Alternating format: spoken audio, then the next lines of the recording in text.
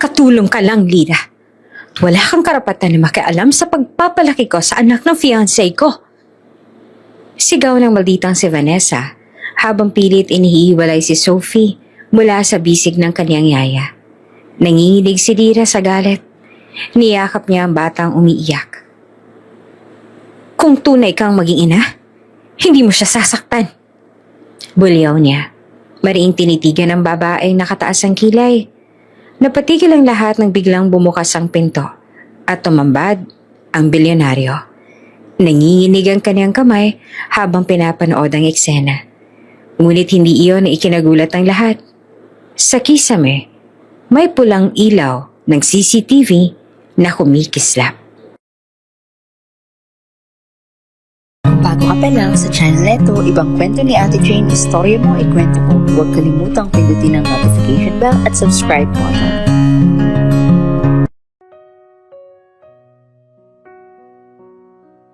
Sa loob ng malawak na mansyon ng mga De Leon, tahimik ang umagang iyon. Ang mga kortina ay nakabukas. Pinapasok ang sinag ng araw na dahan-dahang bumabalot sa marmol na sahig. Sa isang sulok ng sala nakaupo si Sophie, ang 6 na taong gulang na anak ni Damian. Nakasuot siya ng simpleng kulay rosas na bestida. Nakalugay ang buhok at hawak-hawak ang paborito niyang manika. Mommy? Bulong ng bata habang nakatingin sa laruan. Hindi niya namalayang may paparating na mga yabag sa hagdan. Malalakas at matutunog na tila ba sadyang pinaparinig sa buong bahay ang dating ng hakbang. Lumabas mula roon si Vanessa, ang fiancé ng kanyang ama. Naka-high heels, suot ang mamahaling silk robe, nakataas ang kilay habang tinititigan ang bata. Sophie, malamig yung sabit. Ilang beses ko bang sasabihin na huwag mong ikalat ang mga laruan mo dito sa sala? Para kang walang pinag-aralan. Napayuko ang bata. Mabilis sa tinipon ng mga laruan. Ngunit kahit anong pilit niyang maging mabilis, may narinig siyang malakas sa tunog. Isang manika ang nalaglag at gumulong sa paanan ni Vanessa. Diyos ko, pati ba naman to, nakakainis? Sigaw ng babae. Sabay tadyak sa manika hanggang sa lumapad ito palayo. Wala ka talagang pakinabang. Anak ka nga ni Damian, pero mukhang wala ka namang angking ganda o talino. Kawawa naman ang tatay mo. Parang binuhusan ng malamig na tubig si Sophie. Naninikip ang dibdib niya at gusto na lang umiyak. Pero pinigilan niya. Alam niyang hindi gusto ni Vanessa na makita siyang mahina. Ngunit sa gilid ng sala, may isang pares ng mata ang nakamasid. Si Lira, ang kanilang katulong. Nakahawak si Lira sa tray na may dalang juice para kay Sophie. Ngunit nang makita ang pangyayari, mabilis siyang inilapag ang tray sa mesa. Ma'am Vanessa, mahinahon pero matatag niyang sabi. Bata lang po si Sophie. Huwag naman po sana ninyo siyang pagsalitaan ng ganyan. Hindi niya naman ho sinasadya. Agad na nag-angat ng tingin si Vanessa at ang malamig niyang ngiti ay napalitan ng iritasyon. Lira, napakapakialamera mo talaga, no? Katulong ka lang. Huwag kang makikisawsaw sa pagpapalaki ko sa anak ng fiancé ko. Ikaw ang naging dahilan kung bakit lumalaban tong bata sa akin eh. Mabilis na lumapit si Vanessa kay Sophie at hinila ang braso ng bata. Tumayo ka riyan. Hindi ka dapat kumakampi sa mga taong wala sa lugar. Tulad ng yaya mong yan. Napahikbi si Sophie. Hawak ang braso niyang medyo namula dahil sa higpit ng kapit. Hindi naman nakatiis si Lira. Lumapit siya at maingat na hinawakan ng bata. Inilayo kay Vanessa. Ma'am, pakiusap. Huwag niyo naman siyang hawakan ng ganyan, bata pa po siya. Kung may pagkukulang man, ako na lang ho sisihin ninyo. Tumaas lalo ang kilay ni Vanessa. Ikaw? Inaako mo talaga na ikaw ang dahilan kung bakit lumalaban sa akin ang batang ito? Hindi ka ba natatakot na mawalan ng trabaho? Ngumiti si Lira, ngunit halatang nanginginig ang kanyang mga kamay habang niyayakap si Sophie. Hindi ko ho kayang panoorin na ginaganyan niyo siya. Hindi trabaho ang iniisip ko ngayon kundi kapakanan ng bata. Kapakanan? Mapait na tawa ni Vanessa. Wala kang alam sa buhay ko, Lira. Wala kang karapatang turuan ako kung paanong maging ina. Tandaan mo, ako ang magiging asawa ni Damian. Kaya ako lang ang dapat na masunod dito. Sa isang iglap, tumahimik ang buong paligid. Ang tanging maririnig na lang ay ang hikbi ni Sophie na narikadikit sa dibdib ni Lira. Ang mga kasambahay sa likod ay nagkakatinginan, nangingimi, pero walang nagsasalita. Alam na lang delikado ang sumalungat kay Vanessa. Ngunit, iba si Lira. Kahit na nanginginig ang kanyang boses, nagsalita siyang muli. Kung tunay kayong magiging ina, Ma Vanessa, hindi niyo sasaktan ng batang to. Hindi niyo siya lalaitin, sa halip ay mamahalin. Ang isang bata, lumalaking ayon sa kung anong nakikita at naririnig. Kung puro pangungot siya, paano siya magiging masaya? Sandaling natigilan si Vanessa, tila na-offend sa diretsahang mga salita ng katulong. Pero agad ding bumalik ang pang-iinsulto sa kanyang muka. Ang kapal naman ng mukha mo, Lira. Sa tingin mo, may puwang ka para pangaralan ako? Katulong ka lang. Huwag mong kalimutan kung saan ka nakatayo. Bago pa man makasagot si Lira, biglang bumukas ang pinto ng mansyon. Vanessa, Lira, anong ingay ito? Malalim at malamig ang boses na pumuno sa buong sala. Napalingon silang lahat. Nakatayo sa bungad si Damian. Suot ang kanyang dark suit, hawak ang cellphone sa isang kamay. Kita sa kanyang mga mata ang gulat at pagtatanong habang nakatitig sa eksenang bumungad sa kanya. Si Sophie. Umiiyak na nakayakap sa yaya niyang parang takot na takot. Si Vanessa. Nakataas ang kamay na tila handang manakit muli. At si Lira, matatag na nakaharang sa pagitan nila. Daddy? Umiiyak na tawag ni Sophie. Sabay takbo sa ama. Agad siyang binuhat ni Damian at lalong lumalim ang kanyang paghinga nang makita ang pamumula sa braso ng anak. Nagkatinginan sina Vanessa at Lira. Si Vanessa mabilis na ngumiti, tila nagsusuot ng maskara. Honey, hindi mo naiintindihan. Nagwawala lang ang bata. Sinusubukan ko lang siyang disiplinahin. Pero bago pa siya makapagsalita pa, nakatingin si Damian sa kisame. Tahimik siya, ngunit halatang kumukulo ang damdamin. At sa sandaling iyon, walang nakakaalam kung sino ang unang babagsak. Ang malupit na fiancé o ang katotohanang matagal nang tinatago. Lumipas ang ilang araw matapos ang insidenteng mundik madatna ni Damian. Akala ni Lira ay matatauhan si Vanessa. Ngunit lalo lamang lumalala ang trato nito kay Sophie. Kapag wala ng bilyonaryo sa mansyon, bumabalik ang tunay na anyo ng fiancé. Mapanlait, mapanakit, at walang habag sa bata. Isang hapon, tahimik na naglalaro si Sophie sa kanyang kwarto. May hawak siyang krayola at notebook kung saan ginuguhit niya ang isang pamilya. Siya, ang kanyang ama, at isang babae na hawak ang kanyang kamay. Walang mukha ang ginuhit niya para sa ina.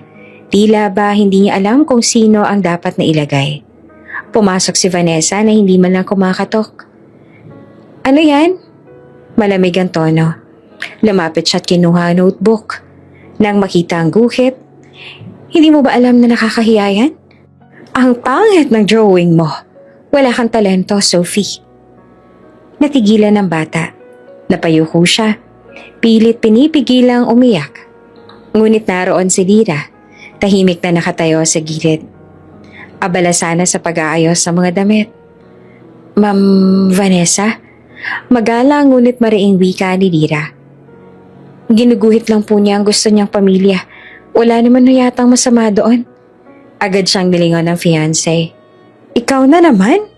Hindi ba't sinabi ko na, huwag kang makikialam sa pagpapalaki ko sa batang ito. Baka nakakalimutan mong wala kang karapatan para magturo. Ngumisi siya at binalik ang notebook kay Sophie. Ngunit hindi na ito maayos. Pinunit niya ang kalahating pahina bago ibinagsak sa sahig. Maglinis ka ng kalat mo. Hindi ko kailangang makita ang mga walang kwentang guhit na yan. Hindi na nakapagtimpi si Sophie. Umagos ang luha sa kanyang pisngi. Mabilis na nalapitan siya ni Lira. Marahang pinahid ang luha at mahigpit na niyakap ang bata. Shhh! Tahan na, Iha.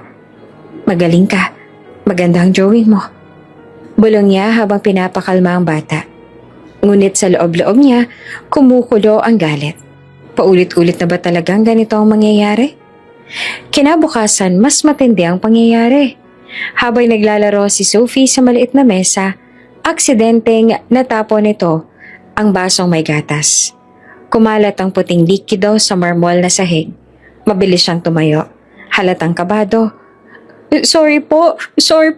Narinig iyon ng fiancé na noon ay pababa ng hagdan. Ano na naman to? Mabilis siyang lumapit. Kita ang apoy sa mga mata. Hinila niya ang bata sa braso at tinaasan ng kamay. Tila ba handang sampalin. Sophie, lagi ka na lang palpak. Wala ka mararating kung puro kagaguhan ang ginagawa. Pero bago pa dumampi ang kamay niya, mabilis na sumingit si Lira. Nahawakan niya ang braso ni Vanessa. Pinigilan ng paglapag ng sampal. Ang lakas ng pagkakakabig kaya napaatras si Vanessa. Napatingin sa kanya na puno ng galit. Anong ginagawa mo? Singhal ng fiancé. Ma'am, tama na po. Nanginginig ang boses ni Lira pero hindi siya umurong. Hindi po kasalanan ni Sophie na matapon ng gatas. Hindi niya naman po sinasadya yun. Bata lang po siya. Huwag niyo naman siyang saktan. Napakagatlabi si Vanessa. Halos hindi siya makapaniwala na hinaharang siya ng isang katulong. Ikaw, nakakalimot ka na yata kung sino ka. Ako, ang magiging asawa ng amo mo. At isa ka lang tauhan dito. Ngunit sa halip na umatras, tumingin si Lira ng derecho sa kanyang mga mata. Kung totoo kayo magiging ina, hindi niyo kailanman itataas ang kamay niyo sa isang bata. Kahit ano pa pong posisyon ko rito, hindi ko hahayaang may masaktan na inosente. Natigilan si Vanessa. Saglit na natahimik ang paligid. Tanging mga hikbi ni Sophie ang maririnig. Nakaamba pa rin ang kanyang kamay. Ngunit dahan-dahan niya itong ibinaba, sabay talikod. Bahala ka, malamig ang sambit. Pero tandaan mo, Lira, isang tawag lang kay Damian at pwede kang mawala sa mansyon na ito. Mabilis siyang umalis, iniwan ang tensyon sa silid. Agad na yumakap si Sophie kay Lira, humahagulgol. Iyaya, natatakot ako kay Tita Vanessa. Ayoko na po. Mahigpit na niyakap siya ni Lira. Pinapahid ang mga luha ng bata. Huwag kang matakot, Sophie. Nandito ako. Hindi kita pababayaan. Umupo sila sa gilid ng kama at buong gabi, hindi bumitaw si Lira sa yakap. Sa bawat tikbi ng bata, mas lalo siyang nagtatag ng panata sa kanyang sarili na anumang mangyari, hindi niya hahayaang masaktan si Sophie. Ngunit habang dumadaan ang mga araw, mas malinaw sa kanya na hindi na ordinaryong sitwasyon ang kinakaharap nila. Ang mga masasakit na salita ni Vanessa ay nagiging tila mga sugat sa puso ng bata. At ang takot na baka balang araw ay hindi na siya umabot para pigilan ang kamay ng fiancé. Iyon ang lalong nagpapabigat sa dibdib ni Lira. Sa dilim ng gabi habang natutulog si Sophie, nakaupo si Lira sa tabi ng kama. Nakatingin sa maliit na mukha ng bata. Tahimik siyang nagdasal. Diyos ko, bigyan ninyo ako ng lakas. Hindi ko alam kung hanggang kailan ko kakayanin, pero hindi ko kayang makita siyang laging umiiyak. Kailangan kong protektahan si Sophie, kahit kapalit ay ang sarili kong kapalaran. Abala si Damian sa opisina ng mga sumunod na araw. Sa bawat umaga, maaga siyang umaalis, at madalas ay gabi na siya kung umuwi. Ang mga tawag mula sa board, meeting sa investors, at pag-aasikaso sa bagong proyekto ang kumakain ng halos lahat ng kanyang oras. Para bang wala na siyang oras na huminga, lalo pa para mapansin ang mga nangyayari sa loob ng sariling bahay. Sa tuwing uuwi siya, nakikita niya si Vanessa na tila perpektong asawa at ina. Nakangiti, maayos ang bihis at parating may maamong kilos. Honey, pagod ka na siguro. May hinanda akong hapunan para sa'yo. Malambing na sabit nito habang inilalagay ang kamay sa kanyang balikat. Si Sophie, kadalasan ay tahimik na nakaupo sa gilid ng mesa. Nakatungo, naglalaro sa pagkain, at bihirang magsalita. Kapag titingnan siya ng ama, agad itong ngingiti ng pilit. Parang ayaw ipakitang may mali. Ngunit ang mga mata ng bata namumugto, tila may mga luhang pinipigilang bumagsak. Daddy, kumain ka na po. Mahinang wika ni Sophie minsan. Ngumiti si Damian at hinaplos ang ulo ng anak. Salamat anak. Hindi niya napansin ang pagkagatlabi ni Lira na nakatayo sa di kalayuan. Hawak ang pitsyel ng tubig. Sa likod ng bawat masayang eksena, alam ni Lira ang totoo. Kanina lamang, bago dumating si Damian, muntik nang mapaluhod si Sophie sa sahig dahil pinilit ni Vanessa na tapusin agad ang pagkain. Nang makita niyang nahirapang lumunok ang bata, napilitang pakialaman ni Lira kaya't pinagbuntonan siya ng sisi. Kung hindi mo siya laging kinakampihan, marunong na sana siyang sumunod. Sigaw ni Vanessa kanina. Ngunit pagdating ng bilyonaryo, parang nawala lahat ng galit. Ang malupit na fiancé ay naging maamo, malambing at halos kumikilos na parang ina. Minsan habang nagkakape si Damian sa veranda, lumapit si Vanessa. Dala ang tray ng prutas. Damian, ang sipag ng anak mo kanina. Pinag-aralan niya ang alphabet at kahit nahirapan siya, tinulungan ko siya. Napaka-sweet talaga ng batang yon. Sabay lingon kay Sophie na nakaupo malapit kay Lira. Nagpakawala ng pilit ng ngiti ang bata. Tumango naman si Damian. Halatang natutuwa. Talaga? Napakagaling mo anak. Proud ako sa'yo. Salamat po, Daddy. Sagot ni Sophie, pero nananatiling nakadikit kay Lira. Mahigpit ang kapit sa kamay ng yaya. Napansin naman iyon ni Damian, ngunit hindi niya na pinansin. Sa isip niya, baka talagang malapit lang ang bata sa nag-aalaga. Ang hindi niya alam, ang pagkakapit na iyon ay tanda ng takot na baka iwan siyang mag-isa sa piling ng fiancé. Si Lira naman sa bawat eksena ay tila binabalutan ng puot na hindi niya maibulalas. Gusto niyang isigaw ang lahat. Ang mga masasakit na salitang binitiwan ni Vanessa. Ang bawat pagkakataong muntik ng masaktan ng bata. Ang mga gabing iyak ng iyak si Sophie sa takot. Pero pinipigilan niya ang sarili. Alam niyang kapag nagsalita siya ng walang patunay, baka siya pa ang mapalayas. Sa hapag, isang gabi habang kumakain ng pamilya, biglang nagsalita si Vanessa. Honey, napansin mo ba? Si Sophie sobrang tahimik kapag andito ka. Pero kapag ako lang kasama, napakakulit. Pero syempre iniintindi ko siya, bata pa eh. Umiling naman si Damian. Tila hindi alam ang isasagot. Tumingin siya sa anak na walang imik. Tahimik lang siguro talaga siya. Ngumisi naman si Vanessa. Sabay lagay ng isang peraso ng karne sa plato ng bilyonaryo. Huwag kang mag-alala, akong bahala sa kanya. Kapag tayo nagpakasal, ako nang tutulong magpalaki kay Sophie. Hindi ba't iyon naman ang gusto mo, Damian? Ang magkaroon ng buo at masayang pamilya. Tumango si Damian, bahagyang napangiti. Oo, yun ang gusto ko. Sa gilid napapikit si Lira. Pinipigilan ng sarili na hindi mapaiyak. Kung alam lang ng amo niya ang tunay na nangyayari kapag wala siya. Isang gabi nagising si Lira sa mahina at sunod-sunod na iyak. Tumayo siya mula sa kanyang maliit na silid at agad na nagtungo sa kwarto ni Sophie. Nakita niya nakaupo ang bata sa kama, hawak-hawak ang unan at nanginginig. Yaya, nanaginip ako. Galit si Tita Vanessa, sinisigawan niya ako. Hikbi ng bata. Mabilis siyang nilapitan ni Lira at niyakap. Huwag kang matakot, Sophie. Panaginip lang yon. Nandito ako, hindi kita pababayaan.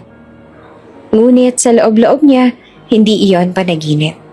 Isa iyong refleksyon ng araw-araw na takot na nararanasan ng bata sa kamay ng babaeng nagkukunwaring ina. Kinabukasan, habang papalabas si Damian para sa isang meeting, niyakap siya ni Sophie ng mahigpit. "Daddy, huwag kang aalis," bulong ng bata. Nagtaka ang lalaki. Hinaplos ang pisngi ng anak. "Babalik agad ako, anak. May trabaho lang si Daddy." Nagtagpo ang tingin ni Damian at ni Lyra. Sandaling parang may gustong sabihin ng yaya. Ngunit agad din niya itong binawi. Yumuko na lamang. Napabuntong hininga siya. Hindi pa ito ang tamang oras. At habang papalayo ang kotse ng bilyonaryo, naiwan sa mansyon ng isang katotohanang pilit na tinatago. Ang bata ay umiiyak sa tuwing siya'y wala. At ang fiancé ay patuloy na nagpapanggap na mabuti. Sa isang sulok habang pinagmamasa ng pagyakap ni Sophie sa kanyang bewang, mahigpit na pinangako ni Lyra sa sarili. Kung patuloy na bulag si Damian, ako ang magiging mata ng batang ito. Ako ang magiging pader laban sa babaeng yon. Mainit ang sikat ng araw na iyon. Pero sa loob ng mansyon, malamig ang simoy ng tensyon. Kakaalis pa lamang ni Damian at muling lumabas ang tunay na ugali ni Vanessa. Hawak ni Sophie ang maliit na libro ng mga kwento. Nakaupo sa sofa habang binabasa ng mahina ang mga letra. Si Pinocchio. Pautal-utal niyang bigkas. Ngunit sa halip na matuwa, lumapit si Vanessa na nakataas ang kilay. Ang bagal mo. Kahit simpleng salita, hindi mo mabasa ng tama. Nakakahiya ka, Sophie. Napayuko ang bata, halatang pinigil ang luha. Sa gilid, si Lyra na noon ay naglilinis ng mesa, hindi na nakatiis. Lumapit siya at maingat na tinapik ang balikat ni Sophie. Ayos lang, Iha. Matututo ka rin. Bawat isa sa atin may sariling bilis sa pag-aaral. Mabilis na nag-ikot ang mata ni Vanessa. Hindi ba't sinabi ko na? Huwag kang sumabat-sabat kapag tinuturuan ko ang bata. Hindi na nagpakumbaba si Lyra. Diretso niyang tinignan si Vanessa. Ma'am, pakiusap. Huwag na po ninyong idamay si Sophie sa galit ninyo. Bata lang siya at natututo pa. Parang napaso naman si Vanessa sa sinabi. Ano? Halos pasigaw niyang sagot. Ikaw, isang katulong. Naglalakas loob ka talagang sabihan ako kung paano kausapin ang bata? Hinila niya si Sophie mula sa sofa. Ngunit mahigpit na kumapit ang bata kay Lyra. Ayoko po. Huwag niyo akong iwan, yaya. Humahagulgol na wika ni Sophie habang nakapulupot sa bewang ni Lyra. Mariing tumingin si Lyra kay Vanessa. Hindi na po ito tama. Kung may problema kayo, ako na lang ang harapin ninyo. Huwag niyang saktan si Sophie. Hindi niya kasalanan kung hindi siya perpekto. Nanginginig ang baba ni Sophie. Pero mahigpit pa rin ang kapit niya sa kanyang yaya. Parang natatakot na agawin siya anumang oras. Humakbang si Vanessa palapit. Nanlilisik ang mga mata. Lyra, makinig ka. Isa ka lang empleyado dito. At bilang amo, may kapangyarihan akong paalisin ka sa oras at sa gusto ko. Kung gusto mong manatili, manahimik ka at sumunod. Mariing lumunok naman si Lyra. Takot ang nararamdaman niya. Takot na baka mawalan siya ng trabaho. Baka mawalan ng kakayahang suportahan ng sariling pamilya. Ngunit, nang maramdaman niya ang pagninginig ni Sophie sa kanyang bisig, nabura ang lahat ng pag-aalinlangan. Kung iyon po ang kapalit para hindi masaktan ng bata. Matatag niyang sagot. Handa akong mawalan ng trabaho. Pero hindi ko hahayaang makuha ninyo ang respeto ni Sophie sa pamamagitan ng takot. Sandaling natahimik ang paligid. Ang ibang kasambahay na nakasilip mula sa kusina, natigilan sa narinig. Wala pang nagkakalakas loob na harapin si Vanessa. At ngayon, si Lyra ang unang tumayo laban dito. Nagtawid ng ngiti ang fiancé, pero halatang puno ng galit. Sige, maghintay ka lang, Lyra. Konting oras na lang at ipapakita ko sa'yo kung sino ang may kapangyarihan dito. Magdasal ka na lang na kumampi sa'yo si Damian kapag nalaman niyang ginawa mong pampabastos. Tumalikod si Vanessa, kumalampag ang takong sa sahig at tuluyang iniwan ang kwarto.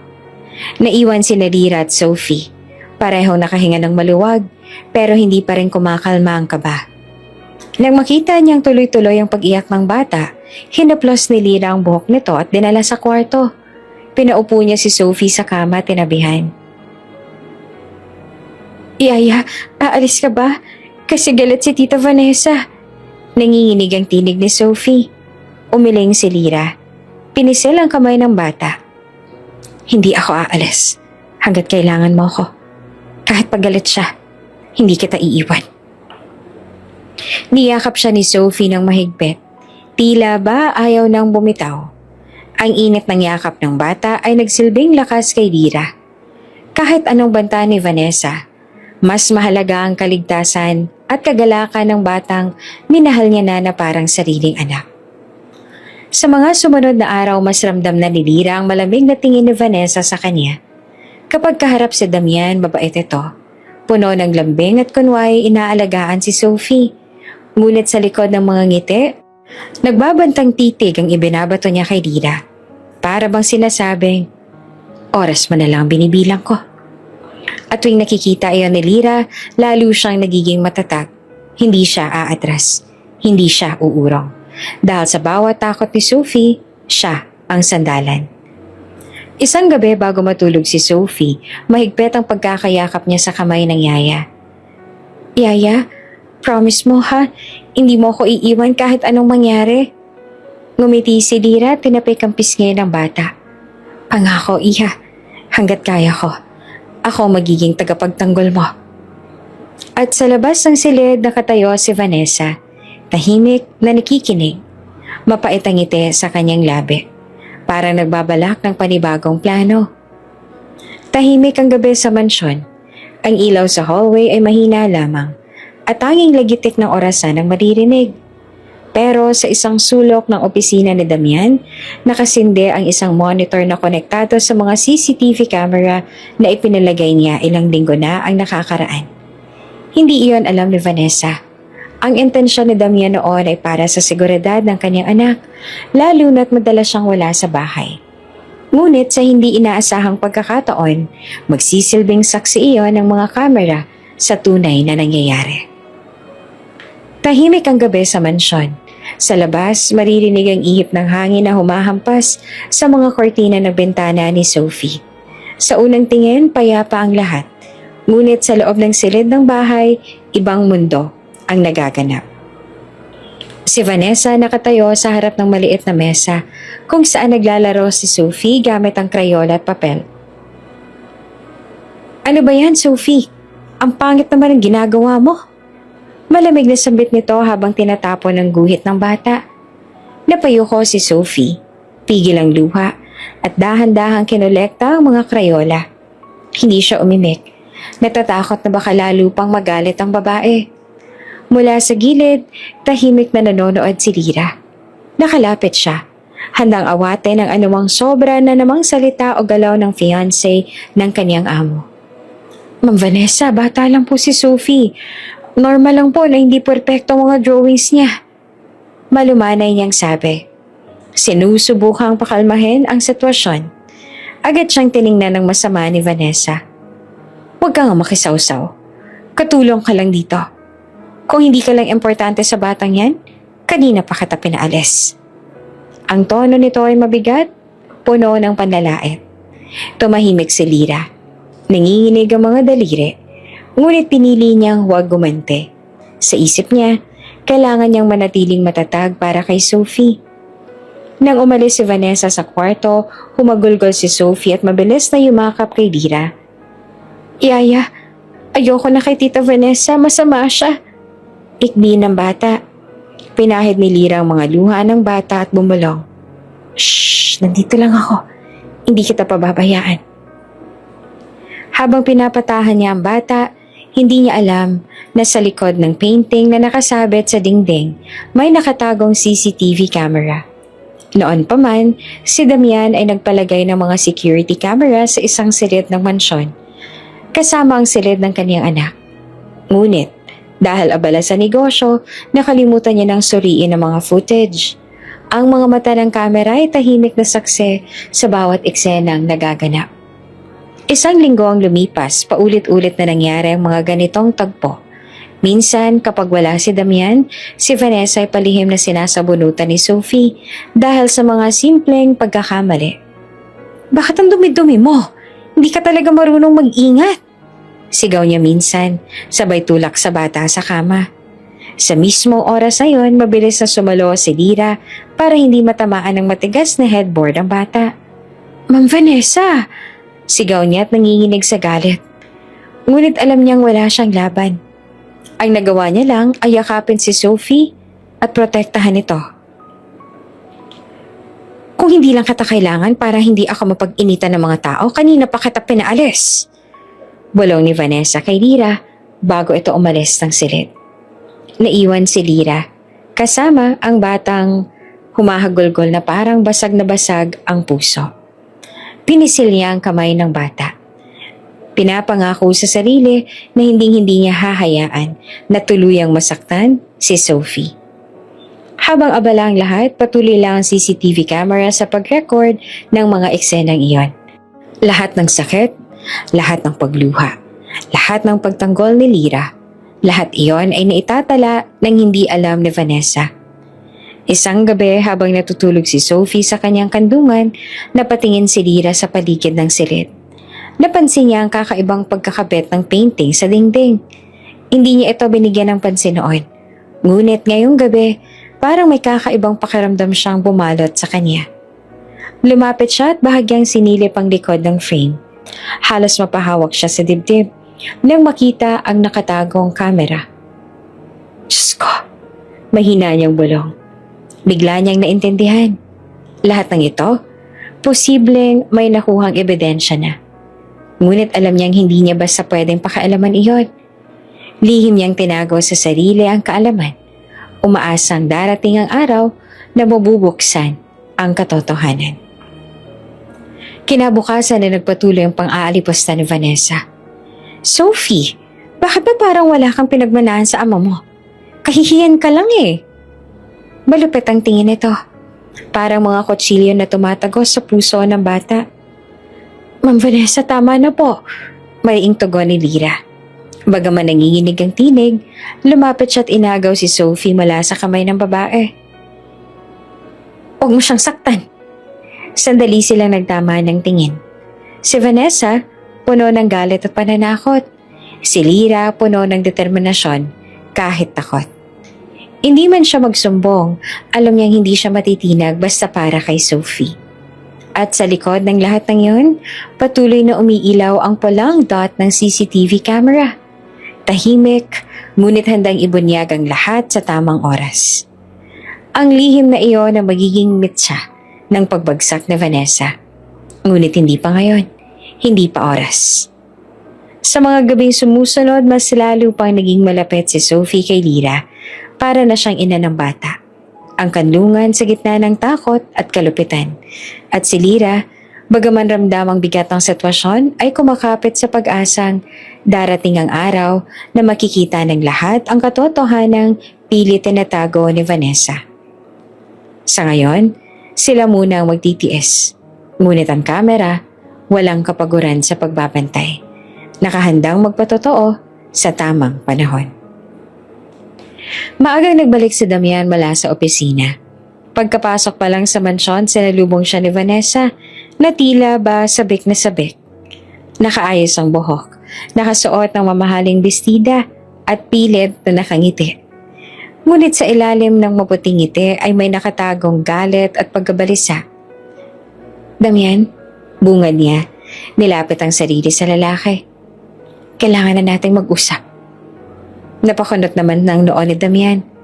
"Ano yon, Vanessa?" Malamig ang buntong hininga ng babae bago nagsimulang magsalita. "Mukhang hindi na ako makatiis." "Iyong katulong na si Lira?" Nilalaso niyang isip ng anak mo laban sa akin.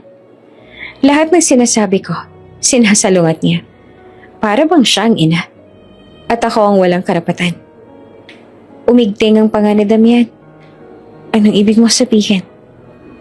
Halata naman. Mabilis na tugon ni Vanessa. Kapag sinasabihan ko si Sophie ng tama, agad na siyang sumisingit. Kinukumbinsi ang bata na hindi ako mabuting tao. Kaya tuloy, hindi na ako nirespetuhan ni Sophie. Damihan kung mahal mo talaga ako at gusto mo ng maayos na pamilya, kailangan mong alisin ang babaeng yan. Sa sandaling yon, hindi mapigilan ni Damian ang init ng ulo. Bagamat napanood niya na ang ilang kuha sa CCTV, hindi niya palubos na iniintindi ang lahat. Ang biglaang sumbong ni Vanessa ay nagpatindi ng kaniyang pag-aalinlangan. Tinawag niya agad ang isa sa mga kasambahay. Pakisabi kay Lira, puntahan niya ako sa sala. Pagdating ni Lira, tahimik itong nakayuko. Kasama niya si Sophie na mahigpit na nakahawak sa kanyang palda. Lira, malamig na sabi ni Damian. May reklamo laban sa'yo. Totoo bang sinisiraan mo si Vanessa sa harap ng anak ko? Napataas ang ulo ni Lira. Nanlaki ang mga mata. Sir? Hindi po. Kailanman na hindi ko po gagawin yan. Hindi ka ba nakikisawsaw kapag pinapagalitan siya ni Vanessa? Dagdag pa ni Damian. Ang tinig niya ay matalim. Sandaling natahimik si Lira, tsaka dahan-dahan nagsalita. Kung pumapasok man ako, iyon ay dahil nasasaktan na ang bata. Hindi ko ho kayang tiisin na nakikita siyang pinapahiya o tinutulak. Sir, hindi po ako nangang-away. Tinutupad ko lang po ang tungkulin ko. Ngunit bago pa siya makapagsalita ng higit, sumabat si Vanessa. Ayan ka na. Kita mo na, Damian? Hindi siya marunong rumespeto. Palagi siyang may palusot. Paano ka makakatiyak na hindi siya minamaniobra ang isip ng anak mo? Lumapit si Sophie. Humikbe at yumakap kay Lira. Daddy, hindi totoo yun. Si Yaya Lira lang ang laging nagtatanggol sa akin. Huwag mo siyang palayasin, please. Nagngingit-ngit na si Damian. Hindi dahil sa anak, kundi dahil sa gulong nangyayari sa mismong bahay niya. Enough! Sigaw niya. Lira, ilang taon ka nang nasa serbisyo ko. Pero kung nilalason mo ang relasyon ng pamilya ko, hindi ko iyon palalampasin. Isa ka lang empleyado rito at kaya kitang paalisin anumang oras. Nanlamig si Lira sa narinig, parang tinusok ang kanyang puso. Hindi siya makapaniwala na sa kabila ng lahat ng sakripisyong ginawa niya para kay Sophie, ito pa ang igagante sa kanya. Tahimik siyang lumuhod upang kausapin ang batang patuloy na umiiyak. Sophie, huwag ka mag-aalala. Kahit saan ako mapunta, hindi kita kalilimutan. Hindi, ayoko. Halos pasigaw ang tugon ng bata. Basang-basa na ang pisngi ng luha. Daddy, please, huwag mong paalisin si Yaya. Siya lang nandyan para sa akin kapag wala ka. Nabitawan ni Damian ang malalim na buntong hininga. Napatingin siya sa anak at sandaling nanghina. Ngunit mabilis ding lumapit si Vanessa. Hinawakan ng braso niya. Damian, huwag kang magpadala sa iyak ng bata. Ito ang tamang gawin. Kung gusto mo magkaroon tayo ng maayos sa pamilya, edi alisin mo ang sagabal. Tila nagdilim ang paningin ni Lira habang pinagmamasdan ng eksena. Gusto niyang sumigaw. Gusto niyang isiwalat ang lahat ng nakita at naramdaman ni Sophie. Ngunit natigilan siya. Alam niyang kung magsasalita siya ngayon, lalabas lamang na nagsusumbong at ipinagtatanggol ang sarili. Sa kabila ng lahat, pinili niyang manahimik. Ang nangingibabaw sa puso niya ay ang lungkot. Lungkot para kay Sophie na muling mawawalan ng kakampi. Nagangat siya ng tingin at parahang tumugon. Sir Damian, kung iyon po ang desisyon ninyo, igagalang ko po. Pero sana, huwag mong ipagkait kay Sophie ang pagmamahal na kailangan niya. Baka hindi niya sabihin, pero ramdam ko ang bigat na dinadala ng puso niya.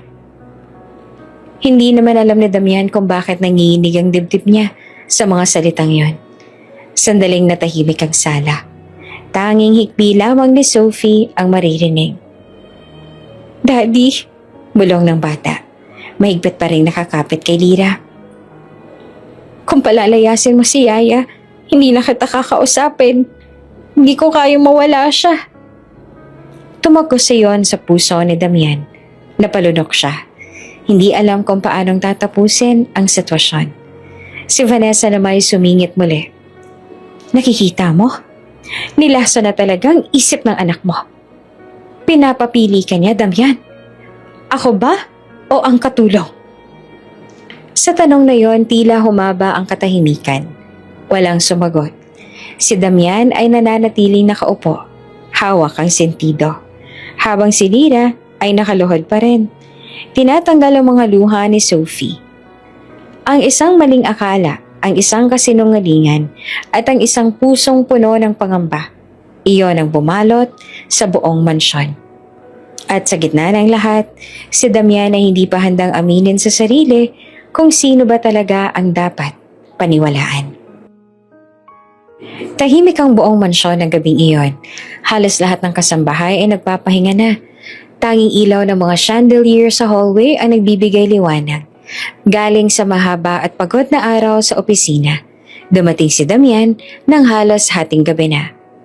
Papasok na siya sa sariling kwarto nang makarinig ng mahihinang sigaw mula sa silid ng kanyang anak.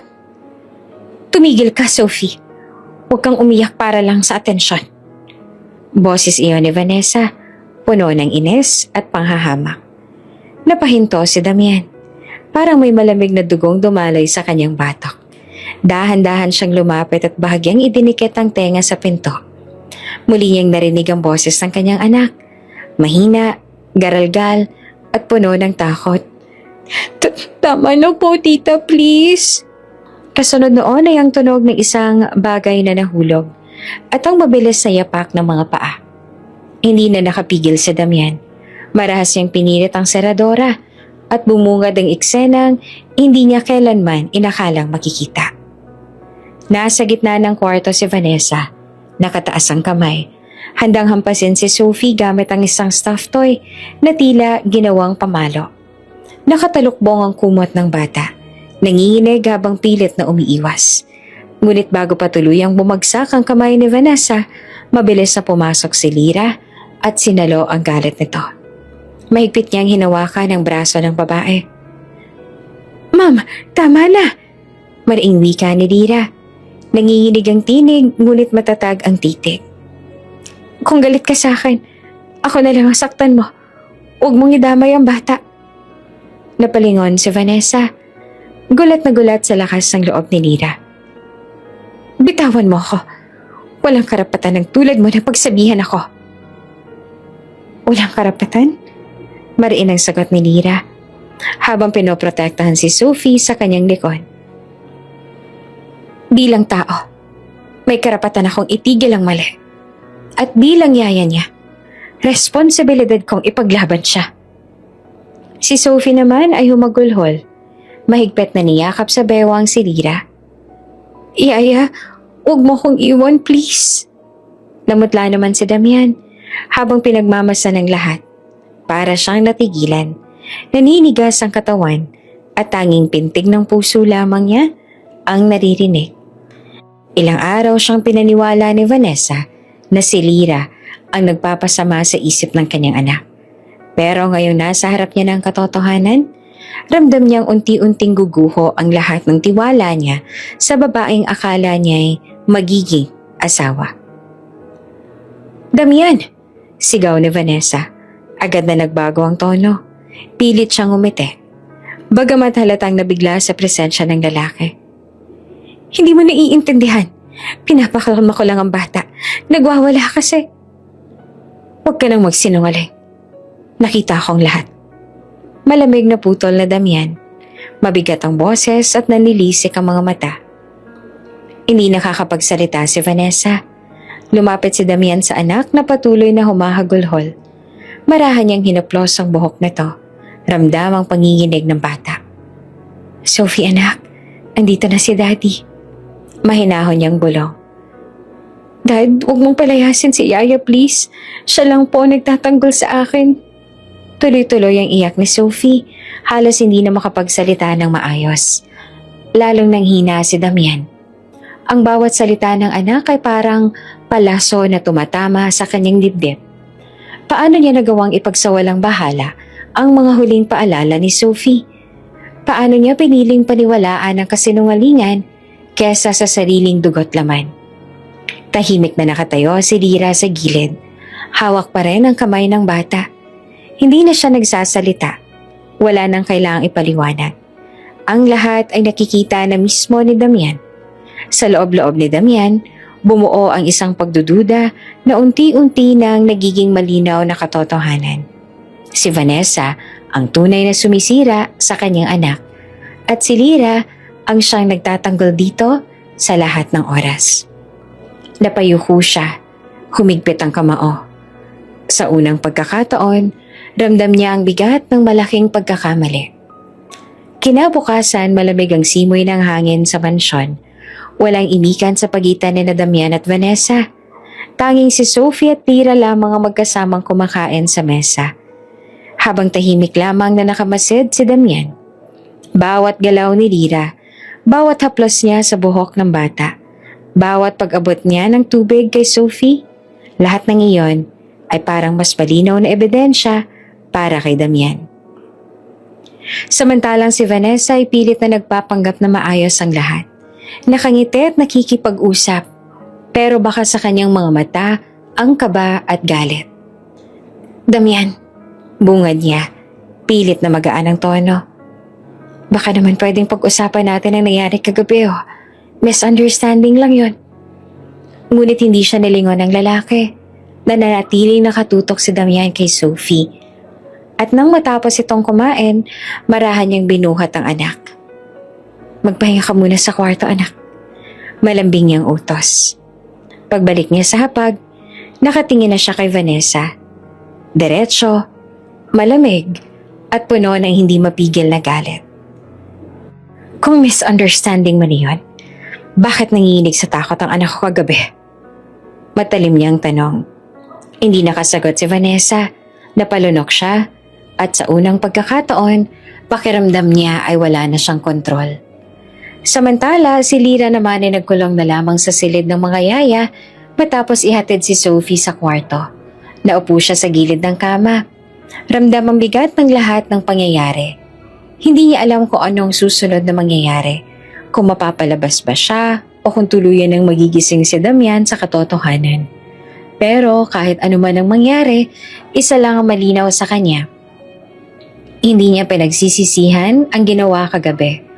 Mas mahalaga sa kanya ang kaligtasan ng bata kesa sa sarili niyang trabaho. At sa kabilang silid, si Damian ay nakaupo sa kanyang opisina, nakatingin sa monitor ng CCTV na ilang beses nang umulit ng eksena. Paulit-ulit niyang pinanonood kung paanong pinoprotektahan ni Lyra ang anak niya, kung paanong tinakpan ang sariling katawan ng bata upang hindi masaktan, at kung paanong nagsumamo si Sophie sa kanya. Habang tumatakbo ang video, unti-unti nang nagiging malinaw ang katotohanan sa kanyang isip. Matagal na siyang bulag. At ang gabing iyon, ang gabing nahuli niya mismo ang lahat, iyon ang eksenang tuluyang nagbago sa kanya. Madaling araw pa lang ay nagkakagulo na sa mansyon. Mabilis na kumalat sa mga kasambahay ang balita na nagalit si Damian matapos niyang masaksihan mismo ang ginanawang pananakit ni Vanessa kay Sophie. Nakaharap si Damian sa gitna ng sala. Nakatayo habang nakahalukip-kip. Malamig ang mga mata. Si Vanessa naman ay nasa harapan niya. Namumula sa ines ngunit pilit na nakikiusap. Damian, please, hindi mo ako pwedeng basta-bastang paalisin. Mariin ang boses ni Damian. Nakita ko ng lahat, Vanessa. Huwag mo nang tangkaing magpaliwanag. Pinahirapan mo ang anak ko at halos saktan pa. At hindi ko yon mapapatawad. Nanginginig ang labi ni Vanessa. Nagkakamali ka. Misunderstanding lang. Enough. Putol ni Damian. Ayoko nang marinig ang kahit anong palusot mo. Mag-empake ka. Umalis ka na muna rito habang hindi pa lubos na nawawalang respeto ko sa'yo. Nanlaki ang mga mata ng babae. Tila ba hindi siya makapaniwala na mismong si Damian ang nagtagboy sa kanya. Ngunit nang makita niyang seryoso ang mata ng lalaki, wala na siyang nagawa kundi tumalikod, luhaan at puno ng hinanakit. Mula sa itaas ng hagdan nakasilip si Lira. Hindi siya makapaniwala na dumating sa puntong to ang lahat. Nakita niyang umalis si Vanessa dala ang ilang maleta. At kasabay noon, naramdaman niyang mas lalo pang magiging magulo ang sitwasyon. Sir Damian, mahina niyang wika. Lumapit siya sa lalaki patapos lumabas ang pinto si Vanessa. Salamat po na pinili niyo si Sophie. Pero sa tingin ko panahon na rin po para ako'y umalis. Napalingon si Damian, nagulat. Anong ibig mong sabihin? Pinilit ni Lira ang ngiti. Bagamat bakas ang lungkot sa mga mata. Ayoko pong maging dahilan ng mas malalaking gulo. Ang totoo, alam ko pong hindi magiging madali para kay Ma'am Vanessa na tanggapin ang presensya ko dito. At baka habang nandito ako, lalo lang siyang magalit kay Sophie. Mas mabuti na akong lumayo ako para hindi siya tuluyang masaktan. Natigilan si Damian. Gusto niyang kontrahin ang mga salita ni Lira. Ngunit sa sobrang bigat ng kanyang damdamin, hindi niya alam kung ano ang sasabihin. Maya-maya, bumaba si Sophie mula sa hagdan. Pupungas-pungas pa ang mga mata. Halatang bagong gising at umiiyak buong gabi. Nang marinig ang sinabi ni Lira, mabilis siyang tumakbo at yumakap sa kanya. Yaya, hindi ka pwedeng umalis. Sigaw ng bata tumahagulhol. Ikaw lang ang nandyan para sa akin. Kapag wala ka, sino nang kakampi ko? Mahigpit na niyakap ni Lira ang bata. Pilit na pinatatatag ang sarili. Sophie, hindi ko namang gustong iwan ka. Pero minsan, kailangan nating lumayo para sa ikabubuti ng lahat. Hindi ibig sabihin na hindi na kita mahal. Tandaan mo, lagi kang nasa puso ko. Hindi. Ayoko, Daddy. Sabihin mo kaya yan na huwag umalis. Napakagatlabi naman si Damian habang pinagmamasdan ng eksena. Napalapit siya sa anak at marahang hinawakan ng balikat nito. Anak, si Yaya Lira mahal ka. Kaya niya ginagawa ito. Pero napabuntong hininga siya. Kung ito ang nakikita niyang ikabubuti mo, kailangan nating igalang ang desisyon niya. Umiling si Sophie, mas lalong humagulgol. Hindi totoo yan. Hindi makakabuti na mawala siya. Ilang oras lang lumipas, nag-empake na si Lira ng kanyang mga gamit. Walang gaanong dala. Isang pirasong damit at isang maliit na baul na puno ng mga alaala kasama si Sophie. Mga laruan, litrato at mga damit na siya mismong pumili noon pa man sa pamilihan. Habang inaayos ang mga gamit, tahimik na dumating si Sophie na upo sa gilid ng kama. Napayuko ito, ngunit walang imik. Patuloy na umaagos ang luha. Anak, mahinang tawag ni Lira. Sabay haplos sa buhok ng bata. Huwag ka mag-aalala. Hindi ibig sabihin nito na iiwan na talaga kita. Kapag naman kailangan mo ako, andito lang ako, kahit saan. Promise, Yaya? Tanong ni Sophie, ang tinig ay puno ng pag-asa. Tumango si Lira, bagamat nangingilid ang sariling luha. Oo, promise. Sa may pinto ng silid nakatayo si Damian, tahimik na nakamasid. Hindi siya makapagsalita habang pinapanood ang dalawang pinakamahalaga sa buhay niya na maghiwalay. Alam niyang mali ang ipilit kay Lira na manatili, lalo na't ramdam niyang mabigat na para dito ang sitwasyon. Ngunit sa puso niya, malinaw ang isang bagay. Hindi niya hahayaang magtuloy-tuloy ang ganitong kalakaran. Nang matapos mag-ayos si Lira, maingat niyang kinuha ang kamay ng bata at hinalikan ito sa noo. Magpakabait ka lagi, Sophie. Lagi mong tatandaan na mahal kita. Mahigpit na yumakap si Sophie, halos hindi na bumitaw.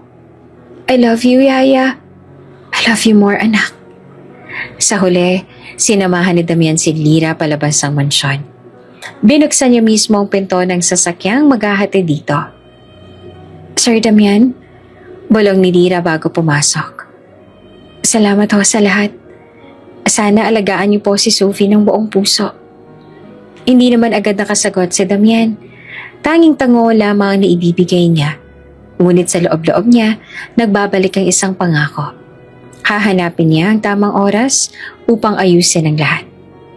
Habang papalayo ang sasakyan, naiwan naman si Sophie sa pintuan ng mansyon. Humahabol ang tingin at walang tigil sa pag-iyak. Yaya, huwag mo akong iwan! Ngunit hindi niya na narinig ang sagot. Ang tanging naiwan na lamang ay ang alaala ng pagmamahal at sakripisyong hindi kayang burahin ng kahit anong distansya. At sa katahimikan ng gabi, 3 puso ang parehong sugatan. Isang bata na naiwan, isang yaya na lumayo, at isang ama na ngayon lang nagsisimulang makita ang tunay na halaga ng mga taong pinabayaan niyang masaktan. Tahimik ang buong boardroom. Isa-isang umupo ang mga matataas na opisyal ng kumpanya ni Damian, kasama ang ilang pinagkakatiwalaang tauhan. Sa harap, nakatayo ang isang bodyguard na may hawak na laptop. Halatang kabado, ngunit determinado. Nakasandal si Damian sa kanyang swivel chair. Malamig ang ekspresyon. Halata ang pagod sa mukha niya mula sa mga kaganapan sa mansyon. Akala niya tapos na ang lahat nang pinaalis niya si Vanessa. Ngunit ngayon, alam niyang may kailangan siyang harapin. Sir, panimula ng bodyguard. Matagal ko na ko pong gustong ipakita to. Hindi ko na rin matiis ang konsensya ko, baka ho makatulong na makita niyong katotohanan. Pinindot ng lalaki ang play button. Sa malaking screen sa harap nila, nagsimulang umikot ang mga imahe mula sa CCTV sa silid ng bata. Sa unang eksena, makikita si Sophie na nakaupo sa kama. Nakayuko at nanginginig. Pumasok si Vanessa. Maganda at maayos ang bihis. Ngunit sa halip na malambing, malamig ang mga mata at mapanglait ang tono. Hindi ka marunong makinig, Sophie! Singhal ni Vanessa. Wala ka talagang kwenta. Ni hindi ka malang marunong kumilos sa parang anak ng isang bilyonaryo. Lumingon si Damian sa screen at ramdam niyang kumirot ang dibdib niya. Kasunod na lumabas sa video ang pagpasok ni Lira. Mabilis na niyakap ang umiiyak na bata. Ma'am Vanessa, tama na po. Bata lang po siya. Huwag niyo po siyang pagsabihan ng ganyan. Imbes na tumigil, sinubukan pa ni Vanessa na abutin ang bata. Ngunit mabilis na hinarang ni Lira gamit ang sariling katawan. Kung gusto niyo pong magalit, sa akin na lang. Nag-igting ang panga ni Damian habang pinapanood iyon. Sumunod ang mga clip na lumabas. Si Vanessa, paulit-ulit na minamaliit si Sophie kapag walang ibang tao. Ang batang halos hindi makakain sa hapag dahil takot na takot sa fiancé ng kanyang ama. At higit sa lahat, ang mga pagkakataong si Lira lamang nagiging takbuhan ng bata. Ang tanging pumapagitna sa kanya at sa galit ni Vanessa. Habang tumatakbo ang footage, tahimik ang buong silid. Walang kumurap, walang nagsalita. Tanging ang mga tinig ni Vanessa at ang hikbi ni Sophie ang maririnig mula sa speakers. Nang lumabas ang eksenang muntik nang mahampas si Vanessa ang bata, gamit ang isang vase, mabilis na subugod si Lira. At nasalu iyon bago tumama kay Sophie. Ang kaba, ang takot, at ang sakripisyo ay malinaw na malinaw. Sa puntong iyon, hindi na nakapagsalita si Damian. Nanginginig ang mga kamay niya habang nakahawak sa gilid ng mesa. Pagkapindot ng bodyguard sa pos, dumagsa ang bigat ng katahimikan. Lahat ng nakaupo sa mesa ay nakatingin kay Damian. Naghihintay ng reaksyon. Sir, mahina ang boses ng bodyguard. Lahat po ng ito, ilang linggo ko nang hawak. Natatakot na akong ipakita sa inyo dati dahil baka isipin ninyong nilalason ko kayo laban kay Ma'am Vanessa. Pero ngayon po hindi ko na kaya. Hindi ko kayang manahimik habang pinahihirapan ng bata at si Yaya Lira. Dahan-dahang tinungo ni Damian ang ulo. Pinisil ang sentido. Para siyang gumuho. Diyos ko, bulong niya. Anong klaseng ama ako? Nasa harap ko na pala ang lahat. Pero pinili kong pumikit. Pinaniwalaan ko ang mga kasinungalingan ni Vanessa at pinagdudahan ko pa si Lyra, ang taong tunay na nagmamahal sa anak ko. Ramdam niya ang pagkirot ng puso, parang dinudurog ng konsensya. Isang matandang board member ang tumikim. Damian, malinaw sa lahat ng ito na naloko ka. Hindi kasalanan na naging abala ka sa negosyo, pero kasalanan na hindi mo pinansin ang mga palatandaan. Mabuti na lang at may mga taong hindi sumuko para ipakita sa iyo ang katotohanan. Tumango ang iba, ngunit nananatiling tahimik ang lahat. Alam nilang mabigat ang pinagdadaanan ni Damian. Muling nagbukas ang bibig si Damian. Garal-gal ang tinig. Nahiya po ako sa anak ko. Mas lalo ako nahihiya kay Lyra.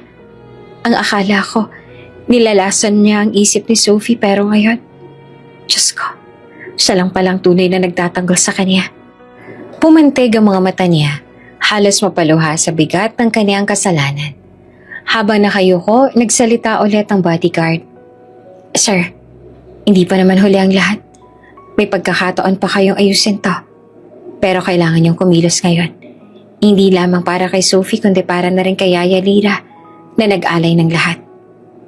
Tumango si Damian ng mariin. Tama ka. Hindi ko hahayaang manatiling ganito. Hindi ako papayag na lumayo sa lasakin ng dahil sa pagkukulang ko. Pagkatapos ng pagpupulong, naiwan si Damian sa boardroom. Tahimik, nakatingin sa mga patay na screen. Sa isipan niya, paulit-ulit, bumabalik ang imahe ni Lyra na niyayakap si Sophie. Pinoprotektahan ito laban kay Vanessa. Pinikit niya ang mga mata at napahawak sa dibdib. Lyra, Sophie, patawarin ninyo ako. Sa gabing yun, nagdesisyon si Damian. Hindi na siya mananatiling bulag. Gagawin niya ang lahat para maibalik si Lyra sa tabi ng anak niya at para itama ang lahat ng maling nagawa niya. Mabigat ang pakiramdam sa buong mansyon matapos ang revelasyon ng CCTV. Halos hindi na makatingin si Damian sa anak niyang si Sophie dahil sa guilt na nararamdaman. Kung hindi pa nahuli sa video, baka hanggang ngayon ay bulag pa rin siya sa ginagawang pananakit ni Vanessa. Kinabukasan, nagpa siya siyang kumilos. Hindi siya mapalagay. Paulit-ulit niyang naaalala ang huling eksena, ang pagtulo ng luha ni Sophie habang umiiyak. Daddy, namimiss ko na po si Yaya Lyra. Ang pagtalikod ng babaeng matapang na nagbuwis ng sarili para kay Sophie. Hanapin natin siya. Matatag na wika ni Damian sa kanyang mga tauhan. Hindi ako titigil hanggat hindi ko siya nakikita. Hindi lang siya basta yaya. Siya ang nagligtas sa anak ko. Sumama si Sophie. Mahigpit na hawak ang maliit na backpack na puno ng laruan at drawing. Para sa kanya, parang misyon niyon. Mahanap ang babaeng tinuring niyang tunay na ina. Lumipad ang kanilang convoy patungong probinsya kung saan huling narinig na tumira si Lyra. Habang nasa sasakyan, nakasilip si Sophie sa bintana. Sinusubukang hanapin ang pamilyar na anyo ng kanyang yaya. Daddy, makikita naman natin si Yaya, diba? Nangingirid ang luha ng bata. Hinaplos ni Damian ang buhok ng anak. Oo naman anak, gagawin ko ang lahat. Pagdating nila sa isang maliit na bayan, agad silang nagtungo sa barangay hall upang magtanong. Maraming residente ang nagulat nang makita ang kilalang bilyonaryo. Pero mas nakatawag pansin ang batang babae na mahigpit na humahawak sa kanyang kamay. Isang matandang babae ang lumapit. Kung si Lyra ang hinahanap ninyo, may narinig akong bumalik nga siya dito kasama ng pamilya. Tahimik lang ang buhay nila sa may dulo ng baryo, doon sa tabing ilog. Nagningning ang mga mata ni Sophie. Daddy, doon na tayo. Ngunit pagdating nila sa tinutukoy na lugar, wala silang natatnan kundi isang maliit na kubo. Sarado ang pinto. May nakasampay na damit sa labas. May bakas sa mga yapak sa lupa. Palatandaang may nakatira nga. Kumatok si Damian. Ilang ulit pero walang sumagot. Sophie, baka wala sila ngayon. Malungkot niyang sambit. Pero Daddy, dito si Yaya, ramdam ko. Pilit ng bata. Habang abala sa paghahanap si Damian, pinakita naman ang simpleng buhay ni Lira kasama ang kanyang mga magulang at dalawang nakababatang kapatid.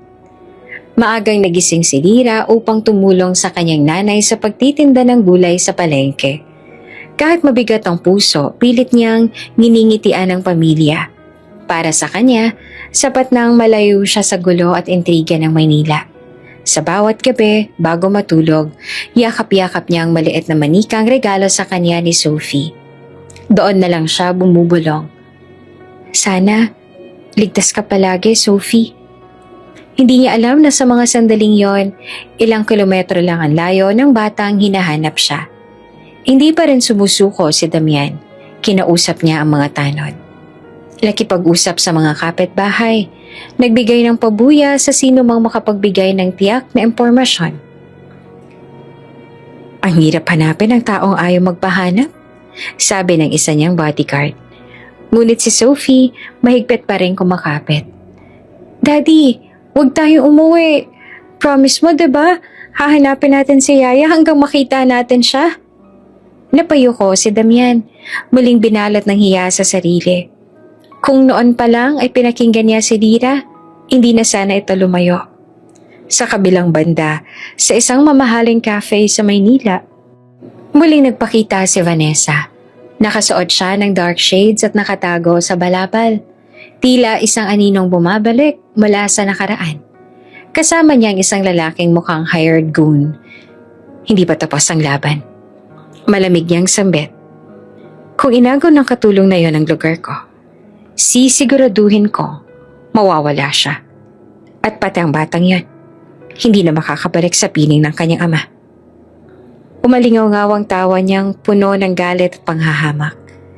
Habang patuloy ang naghahanap si Damian at Sophie, hindi nila alam na paparating na ang pinakamalaking panganib sa kanilang pamilya. Tahimik ang hapon sa baryo. Nasa gilid ng ilog si Lira. Naglalaba kasama ang kanyang ina at mga kapatid. Nakasuot siya ng simpleng duster. Ang buhok ay nakapusod, ngunit hindi maitatago ang ganda ng kanyang mukha. Sa kabila ng ngiti, halata pa rin ang lungkot sa kanyang mga mata. Lira, baka naman bumalik ka na lang sa Maynila. Sambit ng kanyang ina habang pinipiga ang isang baro. Sayang naman ang kabutihan ng batang si Sophie sa'yo. Napailing si Lira. Nay, mas mabuti nang malayo ako. Ayoko maging dahilan ng gulo, lalo na't may fiancé na si Damian. Ngunit bago pa siya muling makasagot, may malakas na ugong ang dumating mula sa himpapawid. Lumingon ang lahat ng tao sa baryo. Helicopter?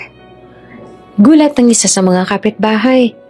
Isang helicopter, 2, 3, hanggang 5 ang lumitaw, sabay-sabay na lumilipat. Pinaliligiran ng maliit na baryo na para bang isang eksena sa pelikula. Nag-unahan ang mga bata sa kalsada, nagsisigawan ng mga kapitbahay, at ang mga matatanda ay napapatakip ng tenga sa ingay ng mga makina. Diyos ko, baka may sundalo! Sigaw ng isang matanda. Hindi, mayaman yan. Sino kayang pakay nila rito? Hula ng isa pang babae. Sa gitna ng kaguluhan, isa-isang bumaba ang helicopters. Mula sa pinakamalaki, bumukas ang pinto at lumabas ang isang lalaking nakaitim na suit. Walang iba kundi si Damian. Kasunod niya si Sophie, nakasuot ng simpleng bestida, ngunit bitaw ang tuwa sa kanyang mukha.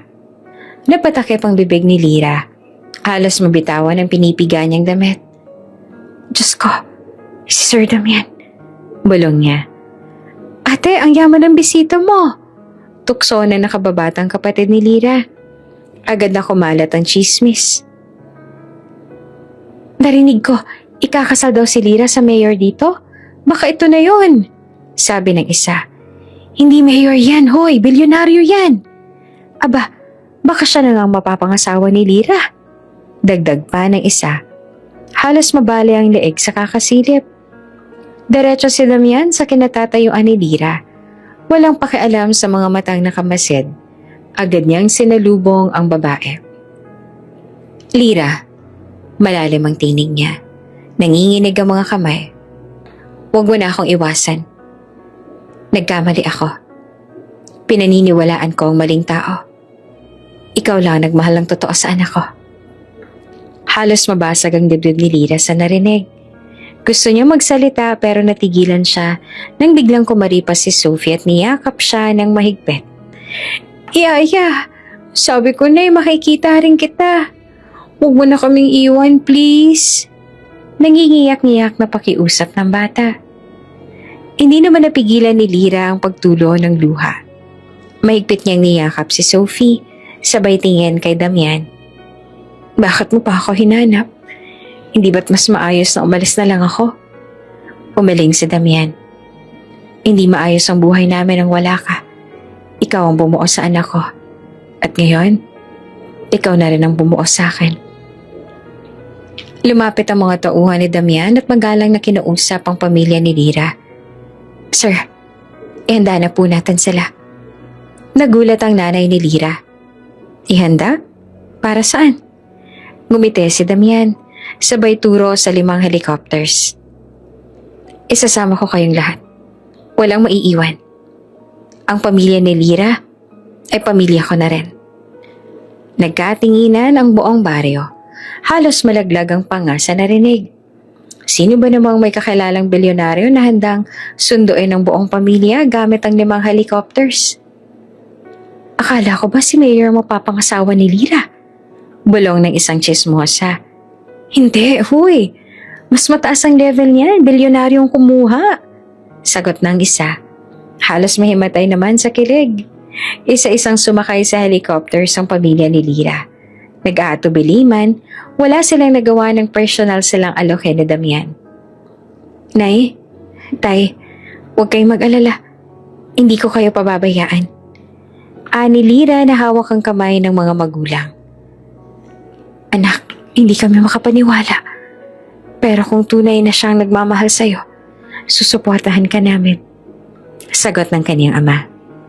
Bago tuluyang umalis, huminto sandali si Lira at tumingin sa baryo. Nakita niya ang mga kapitbahay na nagtitilian, nagbubulungan at kumakaway. Para bang isang eksenang hango sa isang fairy tale.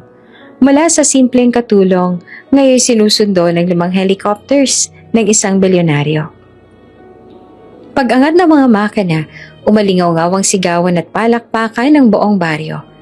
Hindi pa rin makapaniwala ang lahat sa kanilang harapan na naganap ang isang kwento na tila sa pelikula lang nakikita. Habang lumilipad ang mga helicopters palayo, nakasilip si Lira sa bintana. Yakap-yakap si Sophie. Sa unang pagkakataon, may bahid ng pag-asa sa kanyang puso. Ngunit sa kabilang dako, nakamasid si Vanessa mula sa malayo. Sakay ng isang kotse. Naka-dark shades siya at sa labi nakaguhit ang malamig na ngiti. Hindi pa tapos ang laban, Damian. Hindi mo siya makukuha ng ganun-ganun lang. Bulong niya na puno ng galit at panibog ko.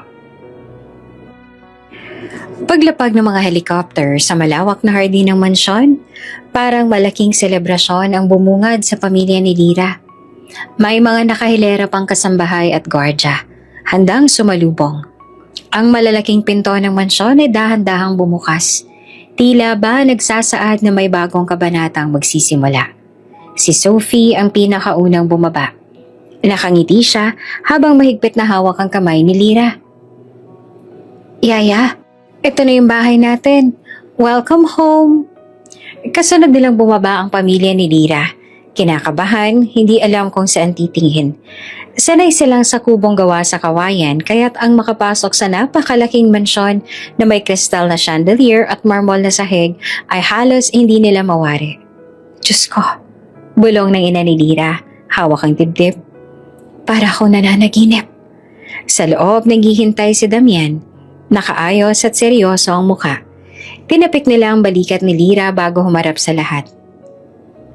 Mula ngayon, malakas ang boses na umalingaw-ngaw sa balwagan. Kilalanin ninyo si Lira. Hindi bilang katulong, kundi bilang taong pinakamahalaga sa akin at kay Sophie. Tahimik ang mga tauhan, pero halata sa mga mata nila ang pagkabigla. Lalong lumapit si Sophie kay Lira at yumakap. Wala nang aalis. Si Yaya Lira ang pamilya ko. Nagsimulang palakpakan ng ilang kasambahay, tanda ng pagpayag. Ngunit hindi lahat ay masaya. Biglang bumukas ang pinto. Dumating si Vanessa, nakaputing bestida ngunit halatang magulong itsura. Nakataas ang kilay. At galit na galit ang mga mata. Damian! Malakas yung sigaw. Tumutunog ang takong ng sapatos sa sahig. Ano to? Anong ginagawa ng babaeng yan dito? Kasama pa ang buong pamilya niya? Natigilan ang lahat. Tumigil ang palakpakan. Napalitan ang kaba. Lumapit si Damian at mariin ang tinig. Vanessa, wala ka ng karapatang magtanong. Tapos na ang lahat. Pero hindi nagpatinag si Vanessa. Hindi mo ako pwedeng basta-basta palitan ng isang hamak na katulong. Kahihiyan ito sa lahat ng kaibigan at kaanak natin. Lalong humigpit ang hawak ni Sophie kay Lira. Daddy, ayoko kay Tita Vanessa. Huwag mo lang palalapitin sa amin. Napapikit si Damian. Huminga ng malalim. Pagdilat niya, dumiretso ang titig kay Vanessa. Lahat ng ginawa mo kay Sophie, alam ko na. Lahat ng paninira mo kay Lira, nakita ko rin. Hindi ko nahahayaang muling mangyari yon. Parang binuhusan ng malamig na tubig si Vanessa. Ano sinasabi mo? Nanginginig ang tinig. Sumagot ang isa sa mga gwardya. Ma'am, nakita na po lahat sa CCTV. Wala na pong maililihim. Biglang nag-ingay yung mga tao sa paligid. Ang iba lihim na ngumiti. Parang matagal nang gustong masampal ng katotohanan si Vanessa. Halos mabaliw naman si Vanessa sa hiya. Lumapit siya kay Lira, galit na galit. Ikaw ang sumira sa lahat ng plano ko. Ngunit bago siya makalapit, agad na humarang si Damian at tinapik ang braso niya. Tama na, Vanessa. Kung may sisisihin ka, sarili mo yon. Naluha si Lira. Hindi dahil sa takot kundi sa gulo ng sitwasyon. Pero ramdam niya ang proteksyon ni Damian. Bagay na noon lang niya nakita kung gaano ito katindi. Sa gitna ng kaguluhan, lumapit ang ina ni Lira. Mahinahon ang boses. Sir, baka pwedeng kami na lang umalis. Ayoko maging kami ang dahilan ng hidwaan. Umiling si Damian. Hindi. Kayong panauhin dito. Si Vanessa ang hindi na dapat manatili. Nanlaki ang mga mata ni Vanessa. Ako? Ang paaalisin mo? Ako na kinilala ng lipunan bilang kasama mo? Hindi mo na kailangang magpaliwanag, Vanessa. Sagot ni Damian. Hindi ako bulag. Nagtakbuhan ng ilang kasambahay para pigilan si Vanessa. Nang magsimulang magwala, sinisigaw niya ang pangalan ni Damian.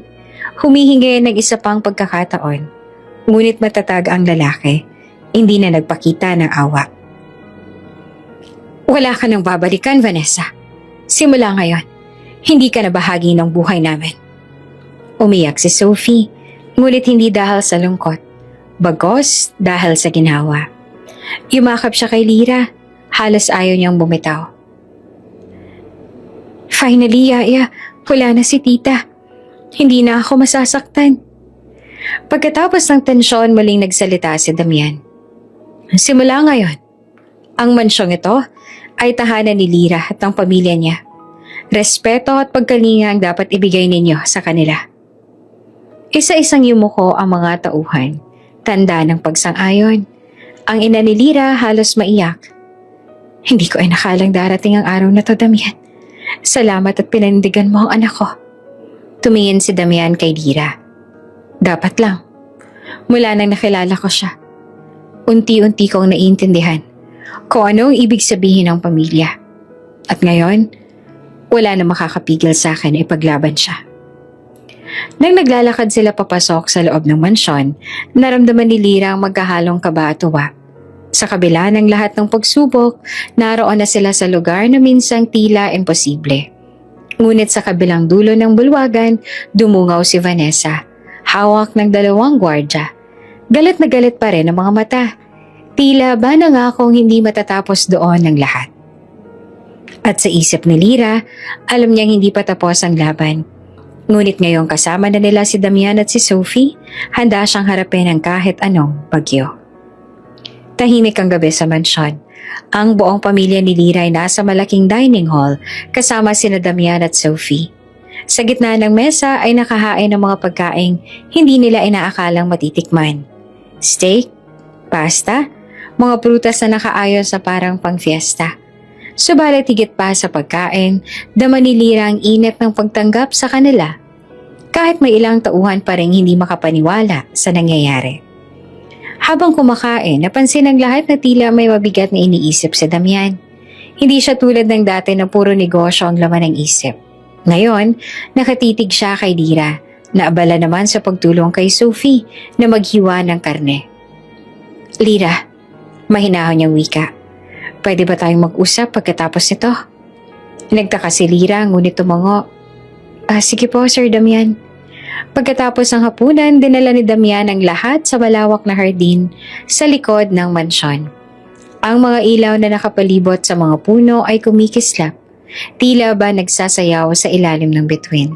Sa gitna ay may maliit na entablado. May nakahandang upuan para sa pamilya ni Lira. Nagkatinginan sila. Nagtataka kung anong mangyayari. Ngunit si Damian ay tila determinado. Tumayo siya sa gitna, huminga ng malalim, at tumingin kay Lira. Ngayong nandito na ang lahat ng taong mahalaga. Nagsimula siya. Mababa ang tinig, ngunit mariin. Gusto kong sabihin ang matagal ko nang tinatago. Kumunot ang noo ni Lira. Sir, ano pong ibig niyo sabihin? Sa halip na sumagot, dahan-dahan niyang inilabas ang isang maliit na kahon mula sa bulsa. Pagbukas niya, kumislap ang isang singsing na hindi basta-basta. Hindi lamang dahil sa kinang nito, kundi dahil sa bigat ng kahulugan. Lira, malalim ang tinig ni Damian. Ikaw ang gusto kong pakasalan. Nagulat ang lahat.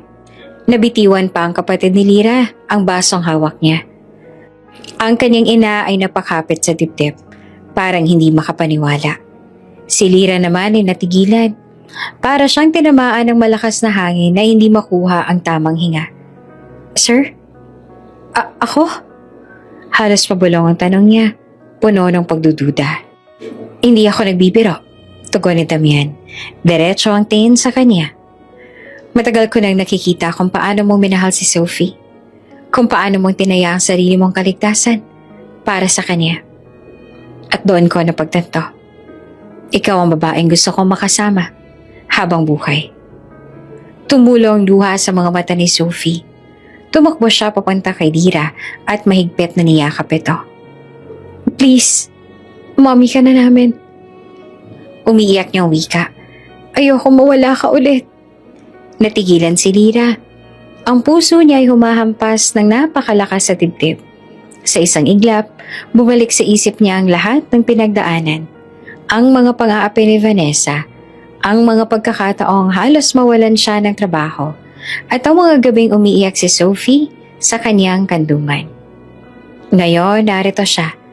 Pinapapili ng isang bagay na hindi niya kailanman inakala, ang maging asawa ng bilyonaryo at maging ina ng batang minahal niya na parang sarili. Sir Damian, mahinahon niyang sabit. Hindi ako sigurado kung karapat-dapat ako. Ako ay simpleng katulong lang, sanay sa hirap. Paano kung hindi ko kayanin ang mundong ginagalawan ninyo? Lumapit si Damian, hinawakan ang kamay niya. Hindi ko hinahanap ang isang babae na mayaman o kilala. Ang hinahanap ko, yung may pusong tunay na nagmamahal. At ikaw lang nakita kong ganon. Napaiyak ang ina ni Lira. Tinakpan ng bibig habang pinagmamasdan ng tagpo. Anak, hindi ko akalaing aabot sa ganito ang buhay mo. Bulong niya, bakas ang tuwa at kaba. Ngunit bago pa makasagot si Lira, biglang may sumigaw mula sa gilid ng hardin. Nagpigil ng luha si Lira, nakatingin kay Damian. Sir, baka mas lalo lang lumala ang sitwasyon kung papayag ako ngayon. Ngunit bago pa siya makapagsalita ulit, muling nagsalita si Sophie. Mommy, wag mo akong iwan please. Sagutin mo si Daddy. Ang tawag na mommy mula kay Sophie ang tuluyang nagpayanig sa puso ni Lira. Hindi niya kanaya ang emosyon. Napayuko siya, nangingilid ang luha. Bago tumingin kay Damian.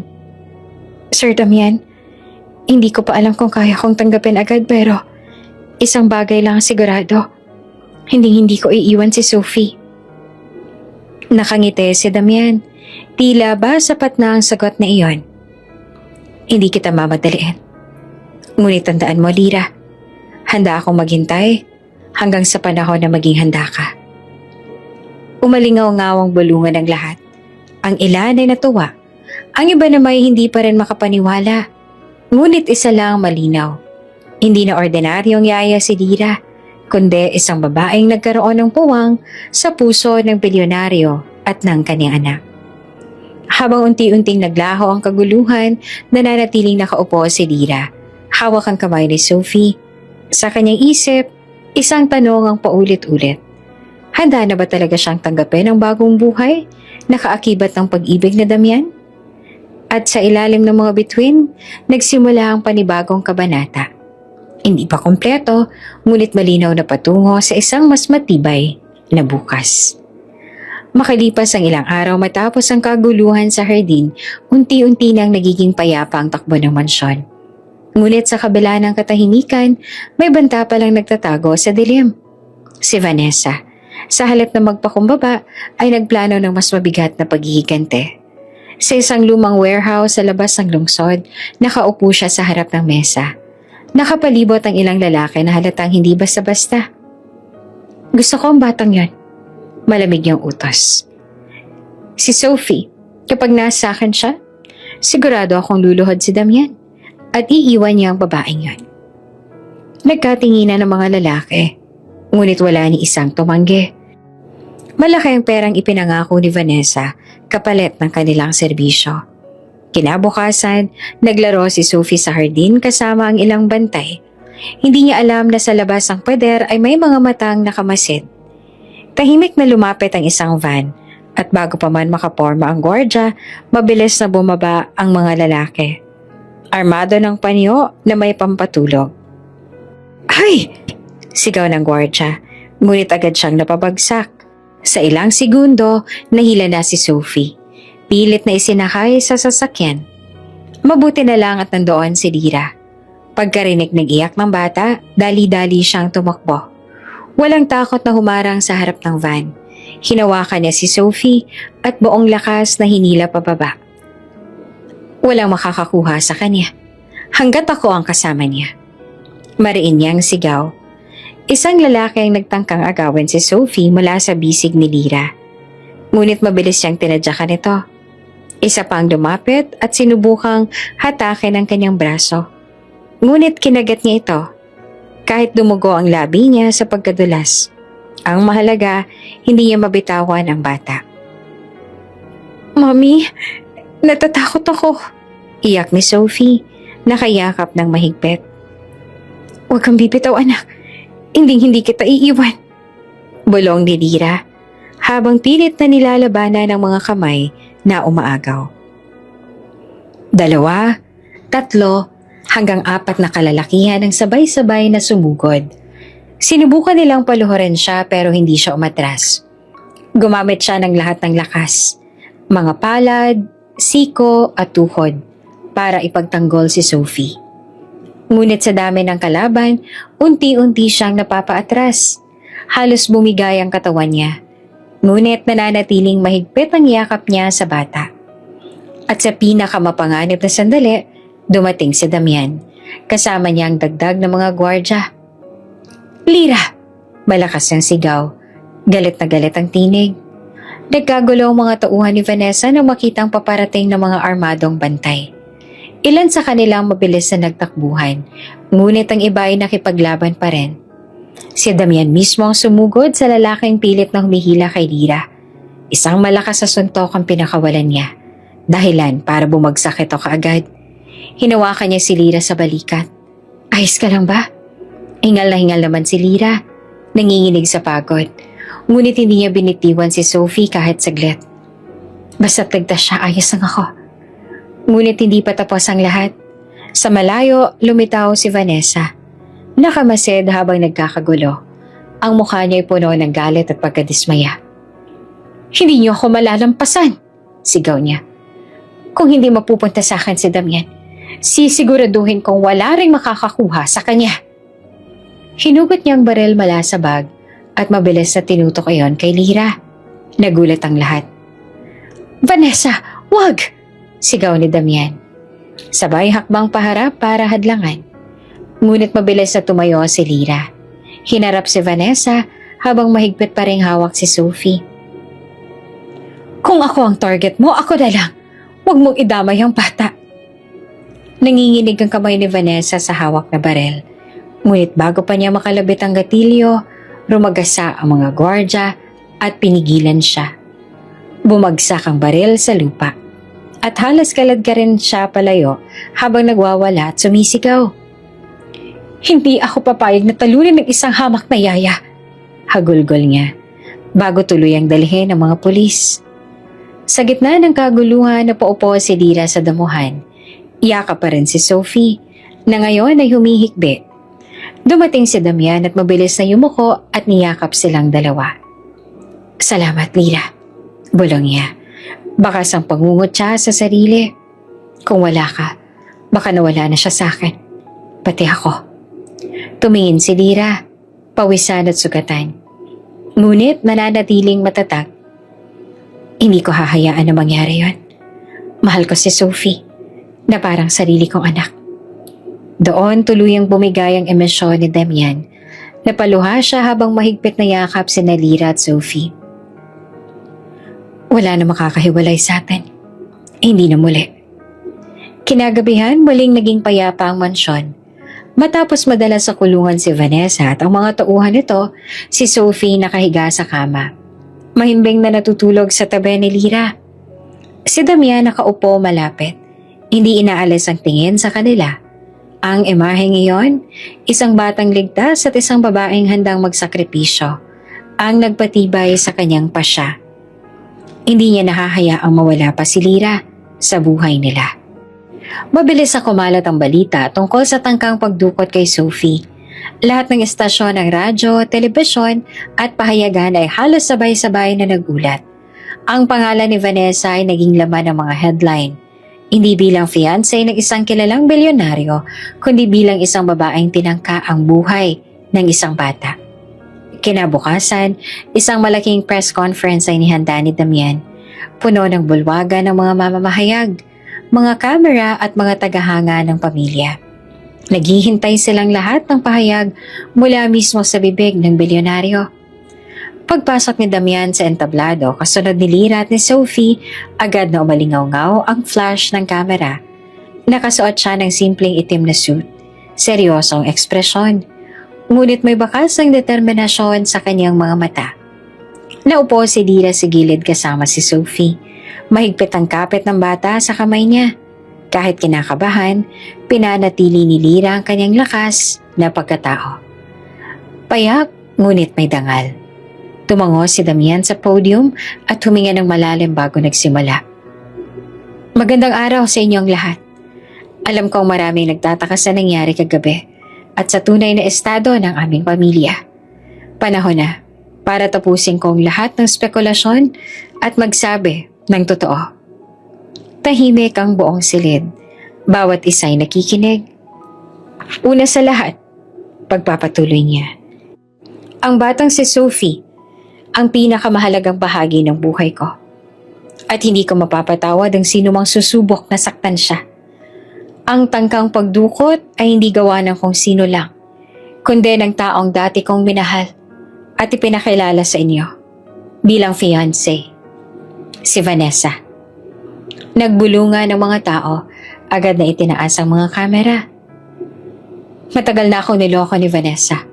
Sa harap ko, pinapakita niyang mabait siya kay Sophie. Ngunit sa likod ng aking pagkakalingat, siya pala'y walang habas na nananakit at nagmamalupit. Ilang linggo akong bulag sa katotohanan, hanggang sa tuluyan akong nakita ang ebidensya at ang mismong kaguluhan." Sa screen sa gilid ng entablado, ipinalabas ang ilang bahagi ng CCTV footage. Ang reaksyon ng media ay halos sabay-sabay. Mga sigaw, mga tanong, at galit laban kay Vanessa. Ngayon, malinaw na ang lahat. Mariing sambit ni Damian. Wala na kaming relasyon ni Vanessa. At hindi ko kailanman papayagan na maging bahagi siya ng aming buhay ulit. Siya'y haharap sa hustisya sa lahat ng kaniyang kasalanan. Pumalakpak ang ilan, habang ang iba naman ay nagsulat ng mabilis sa kanilang mga notepad. Ngunit bago matapos ang kanyang talumpati, ibinaling na Damian ang tingin kay Lira. Gusto ko ring linawin ang isang bagay. Sa lahat ng panahong yon, may isang tao na hindi kailanman iniwan si Sophie. Isang taong handang ibigay ang buhay niya para sa bata. Isang simpleng babae na inakala ng marami walang halaga. Dahan-dahan niyang tinuro si Lira. Siya si Lira, ang taong tunay kong minamahal. Napatitig ang lahat kay Lira. Ang ilang mamamahayag ay napaawang ang bibig. Ang iba ay ngumiti, tila natuwa sa revelasyon. Ngunit higit sa lahat si Sophie ang pinakamasaya. Yumakap siya kay Lira. Halos ayaw nang bumitaw. Mami na kita. Bulong niya kahit nasa harap ng daan-daang tao. Nag-umapaw ang emosyon sa buong bulwagan. May mga umiyak, may mga palakpak, at may ilan din nagtanong ng malakas. Sir Damian, totoo po bang pakakasalan ninyo siya? Hindi ba kayo natatakot na pintasan ng lipunan ang desisyon ninyo? Humakbang si Damian pabalik sa podium. Hindi natitinag. Hindi ko pinapahalagahan ang sasabihin ng iba. Ang mahalaga ay ang kaligtasan at kaligayahan ng anak ko. At doon, si Lirang pumuno ng kakulangan. Kaya oo, siya ang babaeng gusto kong makasama sa buong buhay ko. At kung may tututol man, wala akong pakialam. Samantala sa kulungan si Vanessa ay nanonood sa telebisyon. Nakatanikala na ang kanyang mga kamay. Nanginginig sa galit habang pinapanood kung paanong binasura ng publiko ang kanyang pangalan. Hahamakin niyo man ako. Bulong niya na puno ng hinanakit. Pero babangon ako. Hindi pa dito nagtatapos. Ngunit sa harap ng media at ng sambayanan, malinaw ang hatol. Siya ang kontrabida sa kwento. At si Lira, ang babaeng piniling ipaglaban ng bilyonaryo. Pagkatapos ng press conference, lumabas sina Damian, Lira at Sophie sa harap ng mansyon. Naghihiyawa ng mga tao, naglaladlad ng placard at nagsisigaw ng suporta. Lira, mahal ka namin! Damian, tama ang desisyon mo. Napangiti si Lira. Kahit naiilang, hindi niya akalain na mula sa pagiging yaya, mararanasan niya ang ganitong uri ng atensyon. Ngunit higit sa lahat, ramdam niya ang kasiguraduhan, hindi na siya nag-iisa. Si Damian, mahigpit ang hawak sa kanyang kamay. Simula ngayon, wala nang pagtatago. Ikaw at si Sophie ang mundo ko. At sa unang pagkakataon, matapos ang lahat ng unos, nakahinga ng maluwag si Lira. Kumalat sa buong bansa ang press conference na ginawa ni Damian. Sa loob lamang ng ilang oras, puno ng balita ang telebisyon, radyo at social media tungkol sa revelasyon niya. Ang headline na paulit-ulit na nababasa ng lahat, From Maid to Lady of the Mansion. Maraming natuwa, ngunit hindi rin nawawala ang mga mapanghusga. Katulong lang siya dati. Ano siya naging karapat-dapat kay Damian? Bulalas ng isang kolumnista sa kanyang programa sa TV. Hindi ba nakakahiya? Isang bilyonaryo pakakasalan ng dating yaya? Ang mga pahayag na yon ay kumalat sa social media. May mga taong pumapalakpak sa desisyon ni Damian. Ngunit may ilan ding nagbibitiw ng masasakit na salita laban kay Lira. Samantala, si Lira ay nasa loob naman ng mansyon. Tahimik na nakaupo sa veranda habang pinapanood si Sophie na naglalaro sa hardin. Hindi niya maiwasang makaramdam ng kaba. Totoo, mahal siya ni Damian at ni Sophie. Pero, papaano kung hindi siya tanggapin ng lipunan? Lumapit si Damian, dala ang 2 tasa ng tsaa. Ibinigay niya ang isa kay Lira at tumabi. May iniisip ka? Wika niya habang pinagmamasa ng mukha nito. Huminga ng malalim si Lira. Hindi madali ang lahat.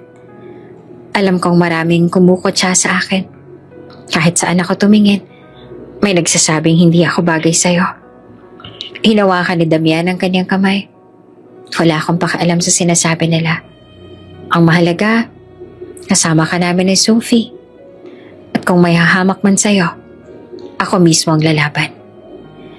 Biglang tumakbo si Sophie papalapit, pawis at masaya. Yumakap ito kay Lyra. Mommy, huwag ka malulungkot. Ako, mahal na mahal kita. At wala akong pakialam sa ibang tao. Naluha si Lyra sa sinabi ng bata. Ramdam niya ang katotohanan. Sa gitna ng lahat ng panghuhusga, may dalawang taong handang tumayo para sa kanya. Ilang araw ang lumipas, muling humarap si Damian sa media. Sa pagkakataong ito, kasama niya si Lyra at Sophie sa mismong gitna ng entablado sa mansyon. Libo-libong tao ang nagtipon sa labas. Hawak ang mga cellphone, camera at placard. Alam kong marami sa inyo ang nagtataka kung bakit ko pinili si Lyra. Paniwala ni Damian. Marahil sa mata ng ilan, isa lang siyang dating katulong.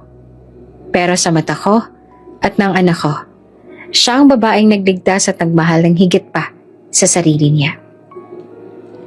Lumapit si Sophie sa mikropono at sa inosente niyang boses nagsalita. Siya ang mami ko. Kung wala siya, hindi ako ligtas ngayon. Kaya huwag niyong sabihin hindi bagay. Siya ang pinakamahal at pinakaimportanteng tao sa buhay namin. Nagpalakpakan ng karamihan.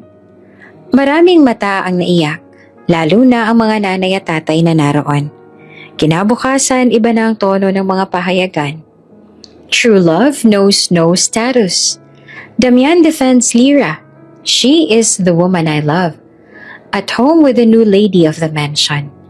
Nagbago rin ang damdamin ng karamihan. Ang dating mapanghusga, unti-unting natabunan ng respeto. May mga babae sa karaniwang pamayanan na humahanga kay Lyra. Dahil pinatunayan nitong hindi kailangan ng marangyang pangalan para magmahal at mahalin. Sa isang panayam sa TV, may tinanong si Damian. Sir Damian, hindi po ba kayo natatakot sa desisyon ninyo? Baka kasi bumagsak ang reputasyon ng pamilya ninyo. Matatag na sagot niya. Kung pagmamahal ang batayan sa reputasyon, mas proud ako ngayon kaysa dati. Ang yaman mawawala. Ang negosyo pwede ring bumagsak. Pero ang tunay na pagmamahal, yun ang kayamanang hindi matitinag. Habang patuloy ang pagbabalita, nananatiling mapagkumbaba si Lyra. Hindi siya nasanay sa spotlight, kaya madalas ay tahimik lang siya. Ngunit sa tuwing nakikita niya si Sophie na masaya at si Damian na buo ang suporta, nagiging matatag siya. Isang gabi habang nakaupo sila sa hardin, biglang nagpakawala ng fireworks sa mga tauhan ni Damian bilang sorpresa. Nagsiliparan ng makukulay na ilaw sa langit. Tingnan mo, bulong ni Damian kay Lyra.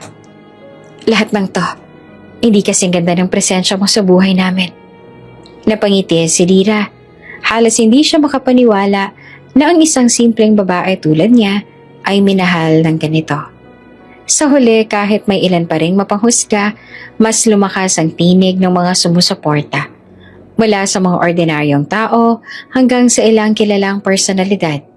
Nagsimulang kilalanin si Lyra hindi dahil sa kanyang dating trabaho, kundi dahil sa tapang at pagmamahal na ipinakita niya. At para kay Damian at Sophie, sapat na iyon. Hindi na nila kailangang patunayan ng sarili sa kahit kanino pa. Sa gitna ng lahat, isang headline ang pinakapumukaw ng pansin ni Lyra. From maid to lady of the mansion.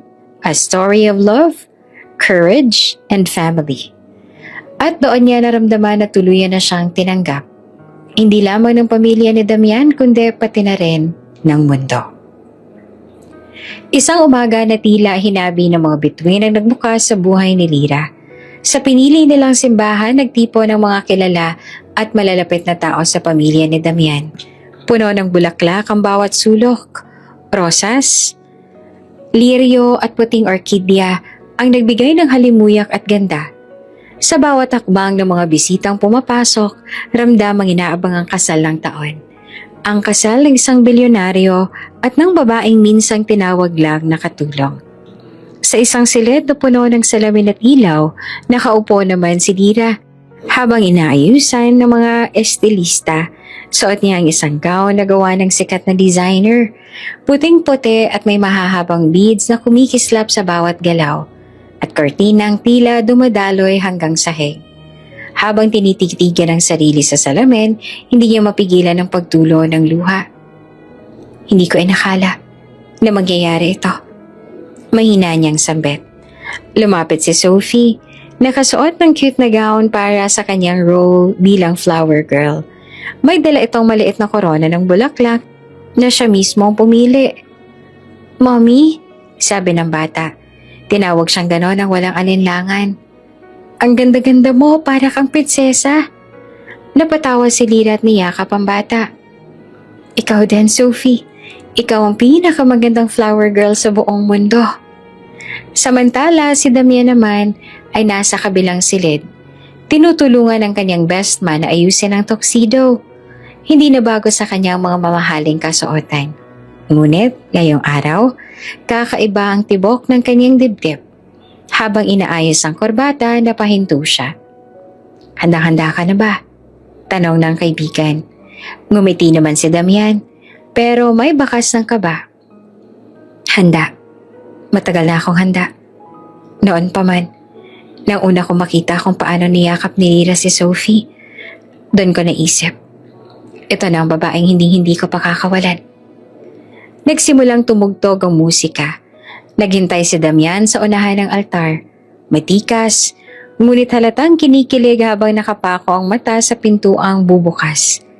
Isa-isang naglakad ang mga abay. Kasunod ang ilang kamag-anak. Pagkatapos ay dumating si Sophie.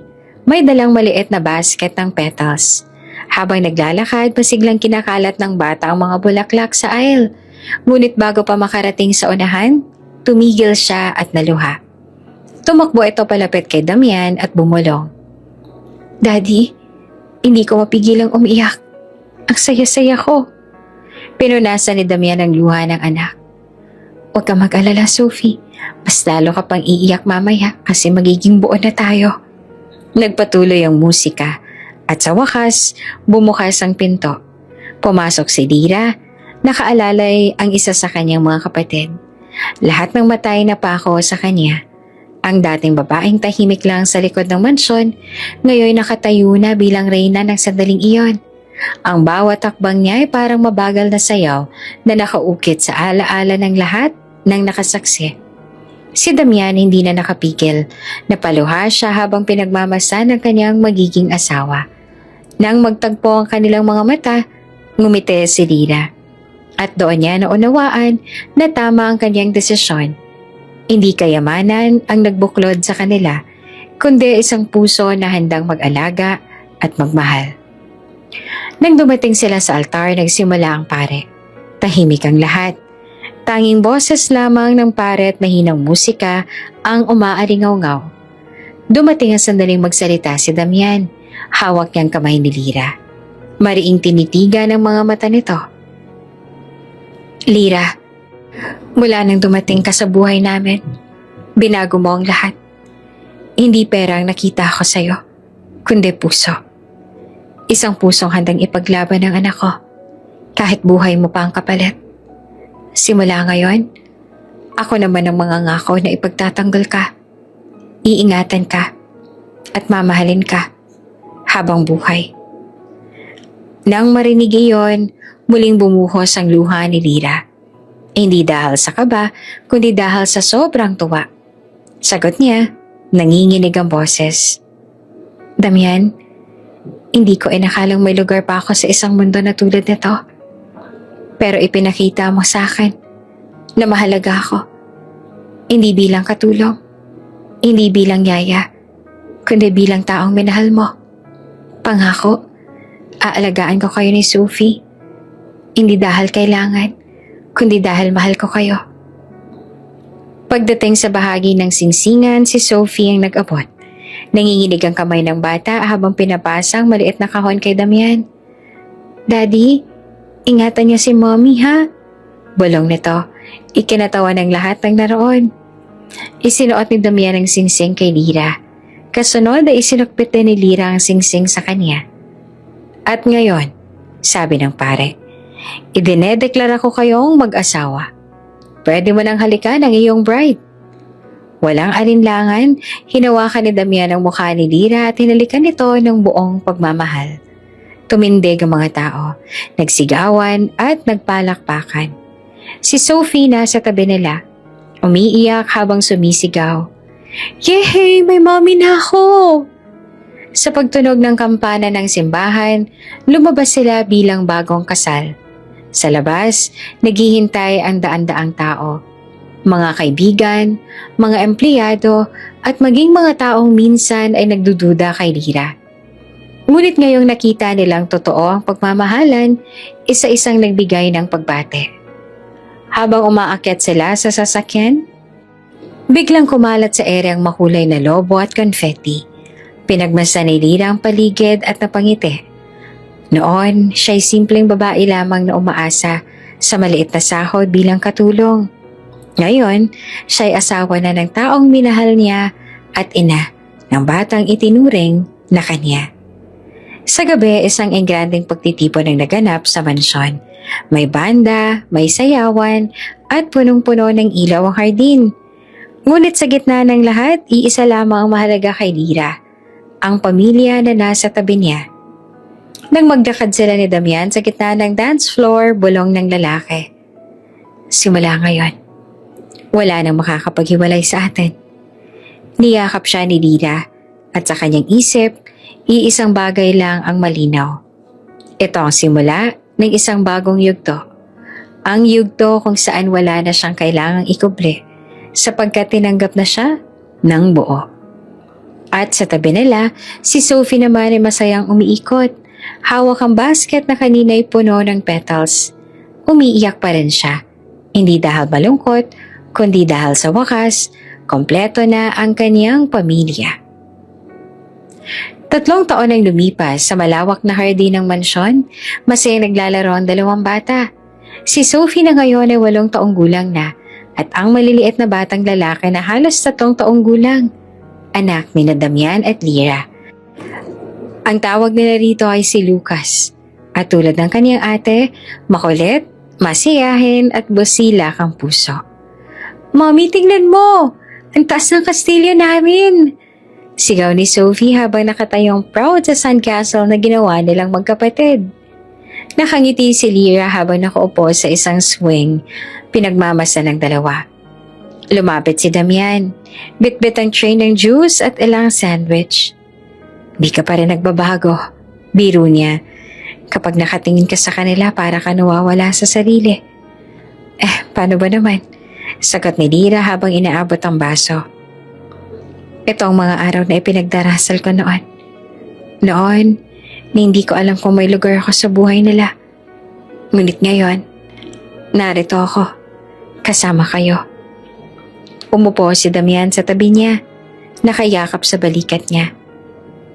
At hindi na magbabago yan. Ikaw ang puso ng pamilya natin. Sa loob ng mansyon, marami na rin nagbago. Kung dati madilim at puno ng tensyon ang bawat sulok, ngayon ay mas maliwanag, may halakhakan at punong-puno ng alaala. Sa dining hall may malaking larawan ng pamilya. Si Damian, si Lyra, si Sophie at si Lucas. Ngunit higit sa lahat, sa gitna ng sala, may isang bagay na laging umaagaw ng atensyon ng mga bisita. Isang malaking frame na nakasabit sa dingding. Hindi iyon larawan ng kasal ni painting ng mansyon. Ito ay CCTV footage. Ang mismong larawan na kuha mula sa video kung saan ipinagtanggol ni Lyra si Sophie laban kay Vanessa. Nakapos ang eksena sa puntong niyayakap ni Lyra ang umiiyak na bata habang mariing nakatingin sa taong nanakit dito. Marami ang nagtatanong kung bakit iyon ang pinili nilang ilagay. Isang bisita ang minsang nagtanong, Damian, bakit hindi larawan niyo sa kasalang nilagay ninyo? Mas maganda siguro tingnan ang gown ni Lyra at ang ingranding simbahan. Ngumiti naman si Damian. Dahil ito ang araw na binago ang lahat. Kung hindi dahil sa tapang na ipinakita ni Lira noon, wala kaming ganitong pamilya ngayon. At hindi ito tungkol sa kasal, kundi sa pagmamahal at katotohanang ipinaglaban niya. Nakangiting dinugtungan ni Lira. At para laging makita ng mga bata na minsan, sapat na ang isang tapang ng puso para mailigtas ang lahat ng mahalaga. Habang lumalaki si Sophie, nananatiling malapit ang loob niya kay Lira. Kahit may kapatid na siyang si Lucas, hindi kailanman nabawasan ang pagmamahal na natanggap niya. Madalas kapag may bumibisita, ipinagmamalaki pa niya ang kanyang Mommy Lira. Isang gabi, habang nagbabasa si Lira ng bedtime story kina Sophie at Lucas, biglang nagtanong ang bata. Mommy, paano kung hindi mo ako pinagtanggol noon? Baka wala na ako ngayon? Natigilan si Lira pero ngumiti. Alam mo, Sophie, kahit ilang beses mong balikan ang nakaraan, iisa lang sigurado. Hindi ko hahayaan na mawala ka. Kasi wala pa noon, ikaw na ang anak ko sa puso. At ngayon, hindi lang puso ko nagsasabi nun, pati pamilya natin. Niyakap siya ng bata, mahigpit. Salamat, Mommy. Kahit hindi ikaw ang nagluwal sa akin, ikaw pa rin ang tunay kong Mommy. Halos maluha naman si Lira. Habang si Damian na tahimik lang na nakikinig sa pinto ay napapangiti at napahinga ng malalim. Sa paglipas ng mga taon, natutunan ng lipunan na tanggapin ang kwento nila. Ang dating headline na may halong panghuhusga, Made Mary's Billionaire, ay naging inspirasyon para sa marami. Sa halip na pagtawanan, ginamit ng iba bilang paalala na hindi nakabatay sa estado ang halaga ng isang tao. May ilang magazine na muling nagsulat tungkol kay Lira. Ngunit sa tuwing may ini-interview sa kanya, iisa lang ang sagot niya. Hindi ako espesyal. Ginawa ko lang ang tama. Ngunit sa puso ni Damian at Sophie, higit pa roon ang kanyang nagawa. Siya ang nagligtas sa kanila, nagbigay ng liwanag, at nagturo kung paano magmahal ng walang takot. Isang hapon, habang nakaupo silang lahat sa hardin, pinagmamasdan ng paglubog ng araw. Nagsalita si Damian. Naalala mo ba nung unang beses tayo nagkita? Hindi mo malang ako matignan ng diretsyo. Ngayon, tignan mo tayo.